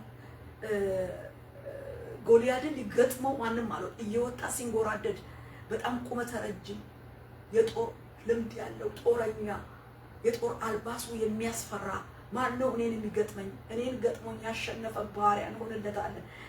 እኔን ገጥሞ ደግሞ የተሸነፈ እኛ ባሪያ አድርገን እንገዛዋለን እያለ የተንጎራደደ 1 ወር ሙሉ ሲታይ ማንም ከሳኦል ቤት የተገዳደረው ጦረኛም የለ፣ ሰራዊትም የለ፣ ንጉስም የለ።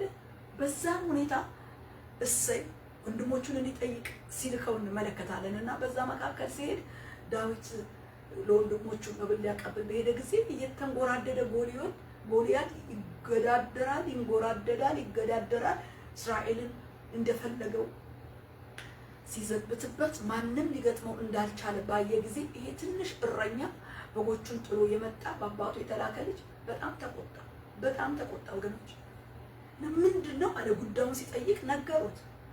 በቃ እሱን የሚጥል የለም አሁንና እሱን ለሚጥል ደግሞ ተገዳድሎቱን ይሄን ከእስራኤል ለሚያነሳ እንዲህ ይደረግለታል ተባለና ወደ ወንድሞቹ ሲነጋገር መተው በሰሙት ጊዜ እንደውም አንዱ ወንድሙ አንተ ወሬኛ በዚህ ምን ታደርጋለህ?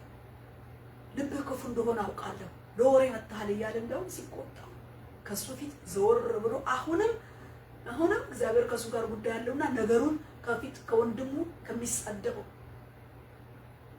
የሌለውን ስም እየሰጠ ከሚሳደበው ወንድሙ ፊት ዘወር ብሎ አሁንም ምንድነው ብሎ ጉዳዩን ሲያጣራ ተውት አለ። ለዚህ ለጎልያድ እኔ በቃዋለሁ፣ ትንሽ ልጅ የሁሉ ታናሽ በግረኛ ይሄ የሰለጠነ ጦረኛ እኔ ገጥመዋለሁ። እስራኤል አሁን ከዚህ ከተግዳሮት እኔ አድናታለሁ።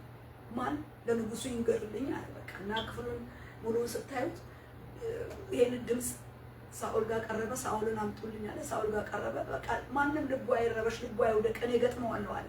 ይሄንን ጎልያድ እኔ ጥለዋለሁ።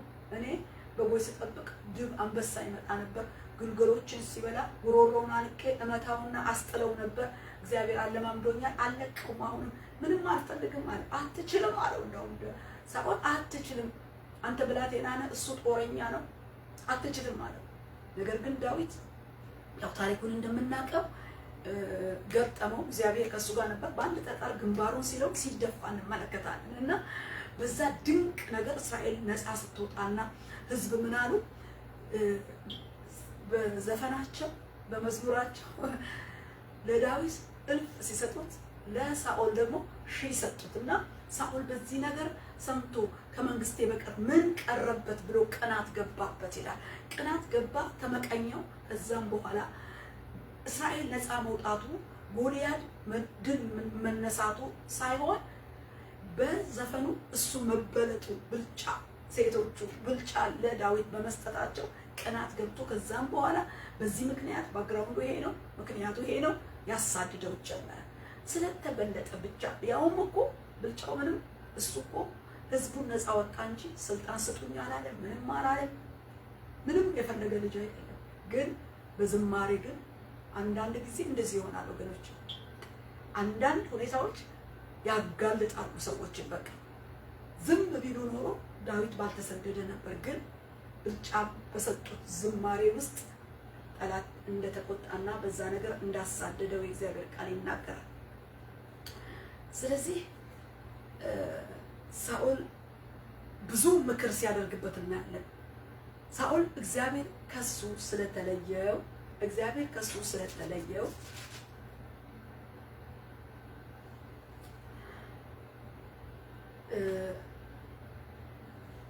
በሚገርም ሁኔታ ዳዊት ላይ ደጋግሞ ጦር ሲሰብቅና ሲጥልበት ሲወረውርበት እንመለከታለን።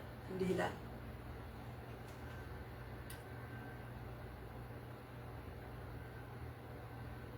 ለዳዊት እልፍ ሰጡት፣ ለእኔ ግን ሺህ ብቻ ሰጡኝ። ከመንግስት በቀር ምን ቀረብኝ አለ። ከዚያን ቀን ጀምሮ ሳኦል ዳዊትን ተመቅኝቶ ተመለከተው ይላል።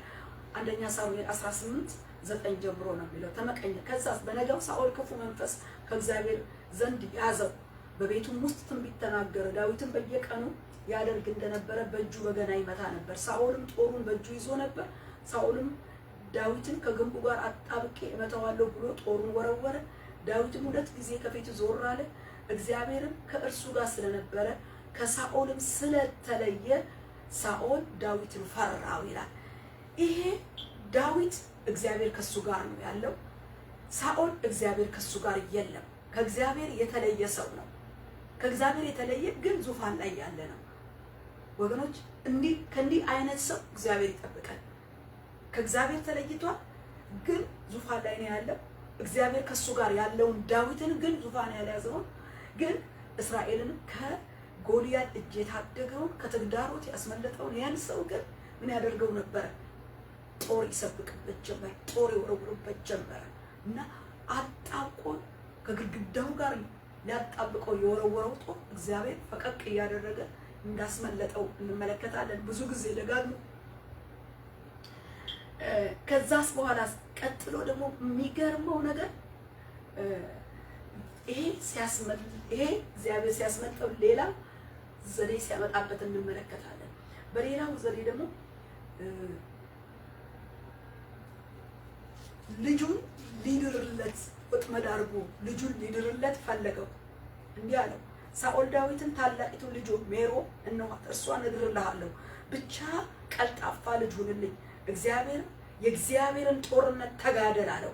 ሳኦልም የፍልስጤምን እጅ በሱ ላይ ትሆን ዘንድ እንጂ የእጅ በሱ ላይ አትሁን ይል ነበረ። ሳኦል የፍልስጤማውያን እጅ በዳዊት ላይ ትወድቅ ዘንድ የእውነት ባልሆነ ሽንገላ ባለው ምን ይለው ነበር? ተጋደል። በምን? የእግዚአብሔርን ጦርነት ተጋደል ይለዋል።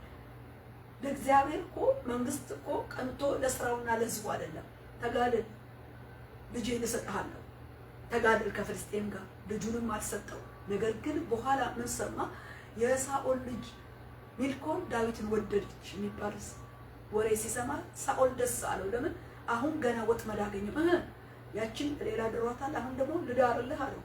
ልጄን ልዳርልህ ግን አለ አያምስለ ዳዊት ከፍልስጤማውያን እጅ ይጥለው ዘንድ ሳኦልም ዳዊትን በፍልስጤማውያን እጅ ይጥለው ዘንድ አስቦ የንጉስም ጠላቶች ይበቀል ዘንድ ከመቶ ፍልስጤማውያን ሸለፈት በቀር ንጉስ ማጫ አይሻም ብላችሁ ለዳዊት ንገሩት አለው።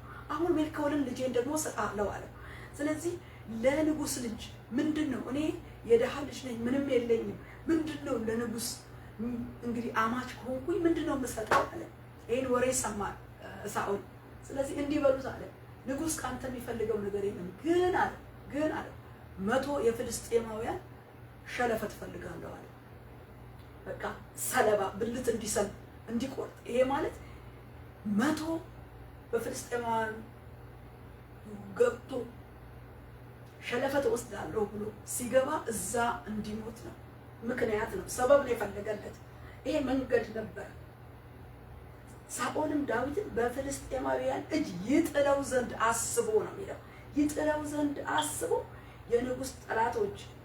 የንጉሱን ጠላቶች ይበቀል ዘንድ ከ100 ፍልስጤማውያን ሸለፈት በቀር ንጉስ ማጫ አይፈልግም። ዳዊት ይሄ ነው አለው። ይሄንንም ቢሆን ብሎ 100 ፍልስጤማውያን ገሎ ሰለባ አድርጎ ለሱ ሸለፈት ሲያቀርብ እንመለከታለን። ሰለባ ማለት እናውቃለን። ገሎ በቃ ቆርጦ ሸለፈት እንዲሰጥ ስለወደደ ያ ደግሞ ወጥመድ ይሆንልኛል፣ እዛ ይሞትልኛል ብሎ ነበር። በዚህም አመለጠ። ምንም አላደረገም። በዚህም አልሞተም።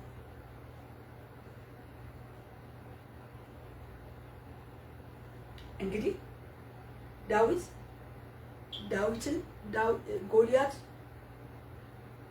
ጎልያድን በመግደሉ ዳዊት ያመጣው ለትውልዱ እረፍት ነው፣ ሰላም ነው፣ ድል ነው። ግን በሱ ላይ የመጣው ጣጣ ግን ብዙ ነው። ያነጣጠርበት ያለምበት ጦር ያስወረውርበት ጀመር። ከዛም ሰበብ ያስፈልግበት ጀመር ከፍልስጤማውያን ጋር አልፎ ተርፎ መጨረሻ ነገሩ እየከረረ ሲሄድ ዳዊትን አጥብቆ ይፈራው ነበር። ደግሞ የሚገርመው እግዚአብሔር ከሱ ጋር የለም። ሳይሆን እግዚአብሔር ከሱ ጋር ሰው ያለ ሰው ይወቀሳል፣ በመንፈስ ቅዱስ ይወቀሳል፣ በእጅ ላይ አንገት ይሰብራል። በፍርሃቱ በእግዚአብሔር ፍርሃት ይመላለሳል። ይሄ እግዚአብሔር ተለይቶታል። የሚመክረው የለም። ኦልሞስት ወደ መናፍስት ዓለም ሁሉ መጨረሻ ላይ ገብቷል። ጠንቋይ ጋር ገብቶ ታላችሁ አሟርችልኝ ሲላት ይሄ ሰው መስመር የለቀቀ ሰው። ስለዚህ ዳዊትን ለማጥፋት ከልካይ የለው ሙሉ ለሙሉ። እና ዳዊት አንድ ቀን እሞታለሁ ሲል ጫካ እንደገባ እንደተሰደደ እናውቃለን። እዛም ቦታ ላይ ስደቱ አገር ዳዊትን ምን ያደርግ ነበር? ያሳድደው እንደነበር እግዚአብሔር ቃል ይነግረናል። ተሰዶ በሄደበት ጫካ ሁሉ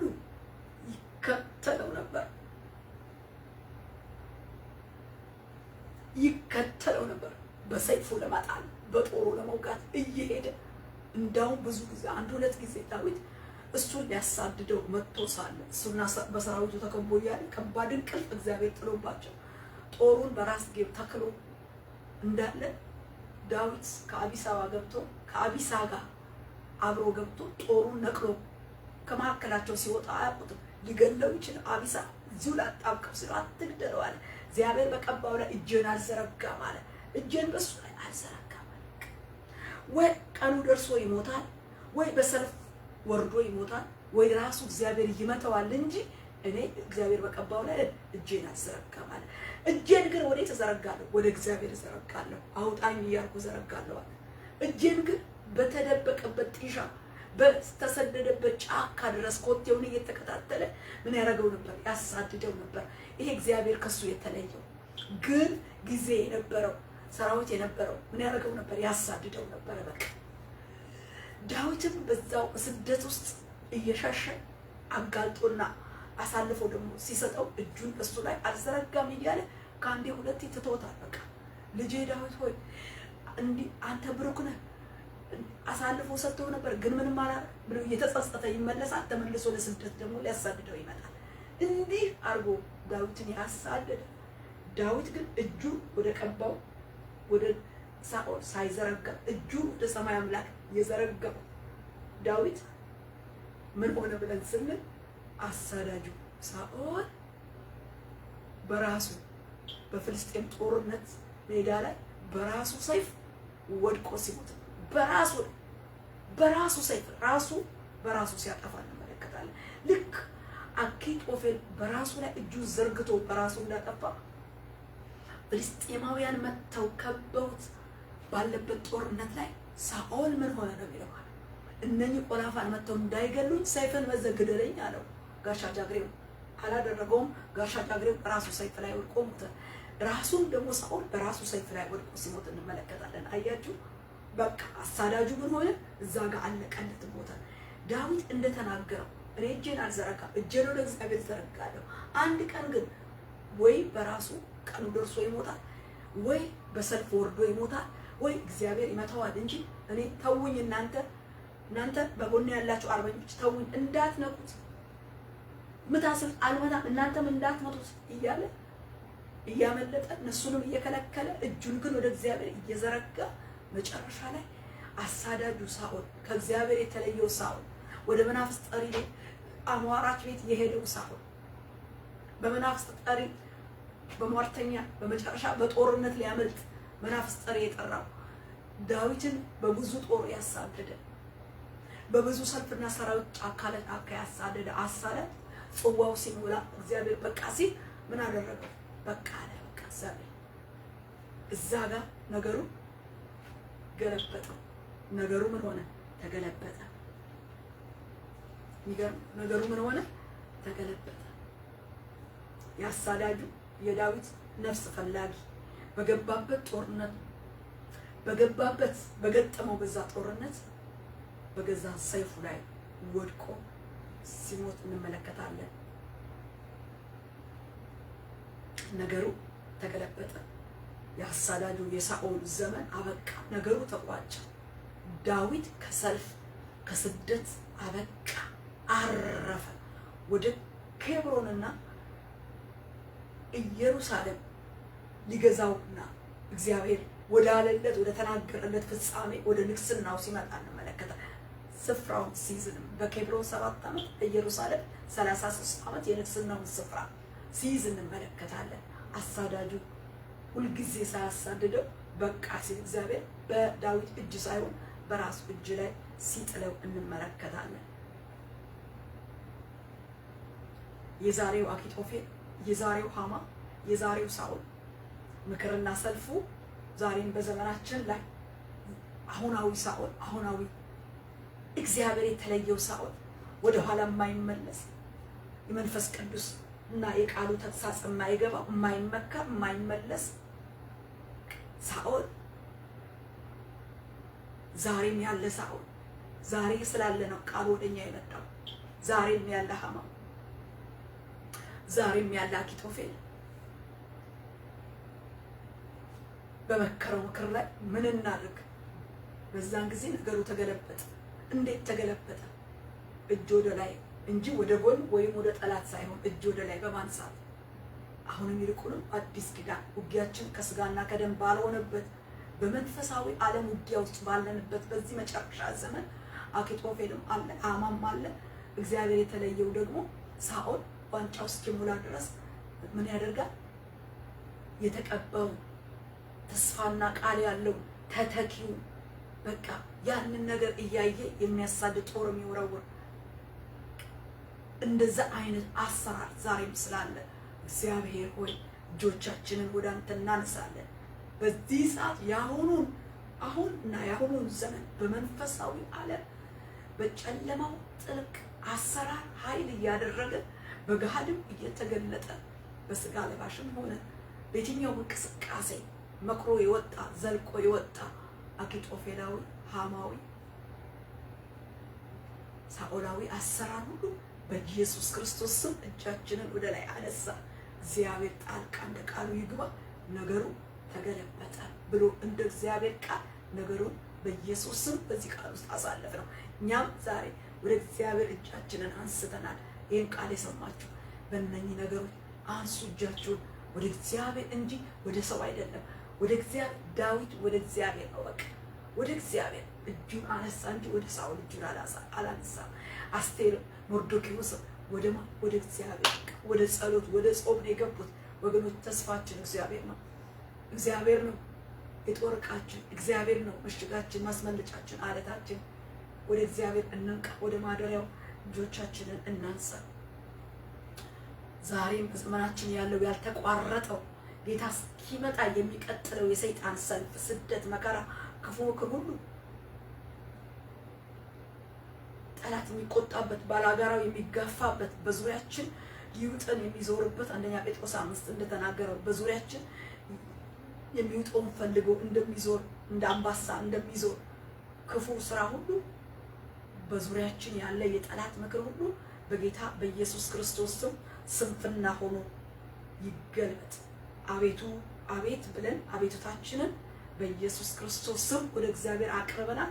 ቃሉ ይለፍበት። እኛ እጃችንም ሆነ አፋችን እንደ ዳዊት ይጠበቅ።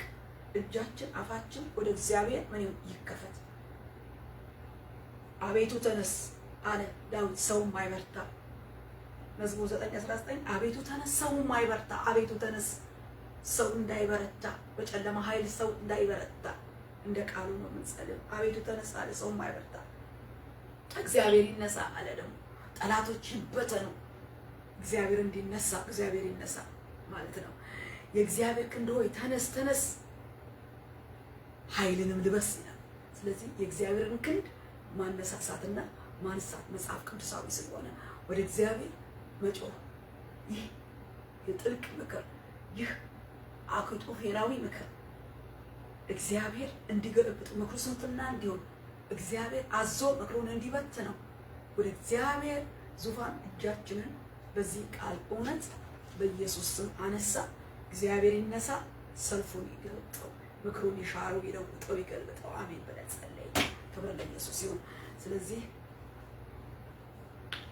ጠላቶች በተነሱ ጊዜ ክፉ ምክር ጠላት በመከረ ጊዜ ቀድሞ አቤቱ ተነስ፣ አቤቱ የአኪጦፌልን ምክር ስንፍና አድርግ በማለት አቤቱታ ለጌታ በክርስቶስ ኢየሱስ በኩል ማሰማት ያስፈልጋል። ጌታም ቀድሞ ነገሩን ይለዋል፣ ይገለብጠዋል፣ ነገሩ እንዲበተን ያዘዋል። ስለዚህ ዛሬ ስለ ግላችን፣ ስለ ቤተሰባችን፣ ስለ ቤተ ክርስቲያን፣ ስለ አብያተ ክርስቲያን፣ ስለ ትውልድ ሀገር ቢሆን አቤቱ ተነስ ማለት ወደ እግዚአብሔር እጅ ማንሳት ይሆንልን። እግዚአብሔር ዝም አይልም። ንጉሥ ዳዊትን የሰማ አስቴርን የሰማ እግዚአብሔር ዛሬም እኛን ይሰማል። የመርዶክዮስን ሐዘን የሕዝቡን ማቅ መልበስ ያየ እግዚአብሔር ነገሩን እንደገለበጠ ዛሬ ነገሩን ይገለብጠዋል። ክብር ለእግዚአብሔር ይሁን። እንግዲህ ርዕሴ ነገሩ ተገለበጠ ነው። ዛሬ እንዴት ተገለበጠ የሚለውንም አብረን አይተናል። አንደኛ ነገሩ ተገለበጠ ስንል ከዳዊት ወደ ክፉ መካሪው ወደ አኪጦፌል ነገሩ ተገለበጠ። እንዴት ተገለበጠ? ዳዊት አቤቱ ብሎ እጁን ወደ እግዚአብሔር ስንፍና ሆኖ ይለወጥ ብሎ ስላዘዘ። ክብር ለኢየሱስ ይሁን። ሁለተኛ ከመርዶክዮስና ከመላው አይሁድ የሃማ ክፉ ምክር ወደ ራስ ወደ ሃማ ምን አለ? ተገለበጠ። እንዴት ተገለበጠ? አስቴር፣ መርዶክዮስ፣ መላው ሕዝብ ወደ እግዚአብሔር አቤት ብሎ ስለ ጮሁ ነገሩ ምን ሆነ? ተገለበጠ። ሶስተኛ ነገሩ ተገለበጠ ጽዋው ሲሞላ ክፉ ያሳዳጁ የሳኦል ሰይፍና ጦር በዛ በፍልስጤም ጦርነት ውስጥ በገዛ ሰይፉ ምን ሆነ? ተዋጠ። ሰይፍና ጦሩ ዳዊትን ሳይነካ ወደ ራሱ ምን ሆነ? ተመለሰ። ዳዊትን ያሳደደበት ሰይፍ ያመሳረ ራሱ አለፈበት፣ ራሱ ወደቀበት። ዛሬም ክፉ የዲያብሎስ የሰይጣን አጥፊ ምክር የሚቀለበሰው ዋናው መንገድ አንደኛ አቤቱ ብሎ ወደ እግዚአብሔር እጅን ማንሳት ከልብ ጋር ደግሞ በቅንነትና በንጽህና ማለት ነው። እጅን ወደ እግዚአብሔር ማንሳት። ሁለተኛ እጅን፣ ልብን፣ አፍን ሁሉ ከራስ እርምጃ ራስን መጠበቅ። ከራስ ስጋዊ እርምጃ ራስን ምን ማለት ነው? መጠበቅ ነው። ለእግዚአብሔር ሁሉን በመተው አቤቱ ብሎ ነገሩ ነው እግዚአብሔር በጸሎት ማሳሰብ ማለት ነው። ስለዚህ ነገሩ በዚህ ሁኔታ ይገለበጣል። እንደተባለው ነገሩ ተገለበጠ። ዛሬ በግል ህይወታችን በጤናችን ምን ሰማን? የሚያስደነግጥ በትዳር ሊሆን ይችላል፣ በጤናችን ሊሆን ይችላል፣ በኢኮኖሚያችን ሊሆን ይችላል፣ በልጆቻችን ጉዳይ ሊሆን ይችላል፣ በሀገር ጉዳይ ሊሆን ይችላል። ምን ሰማችሁ?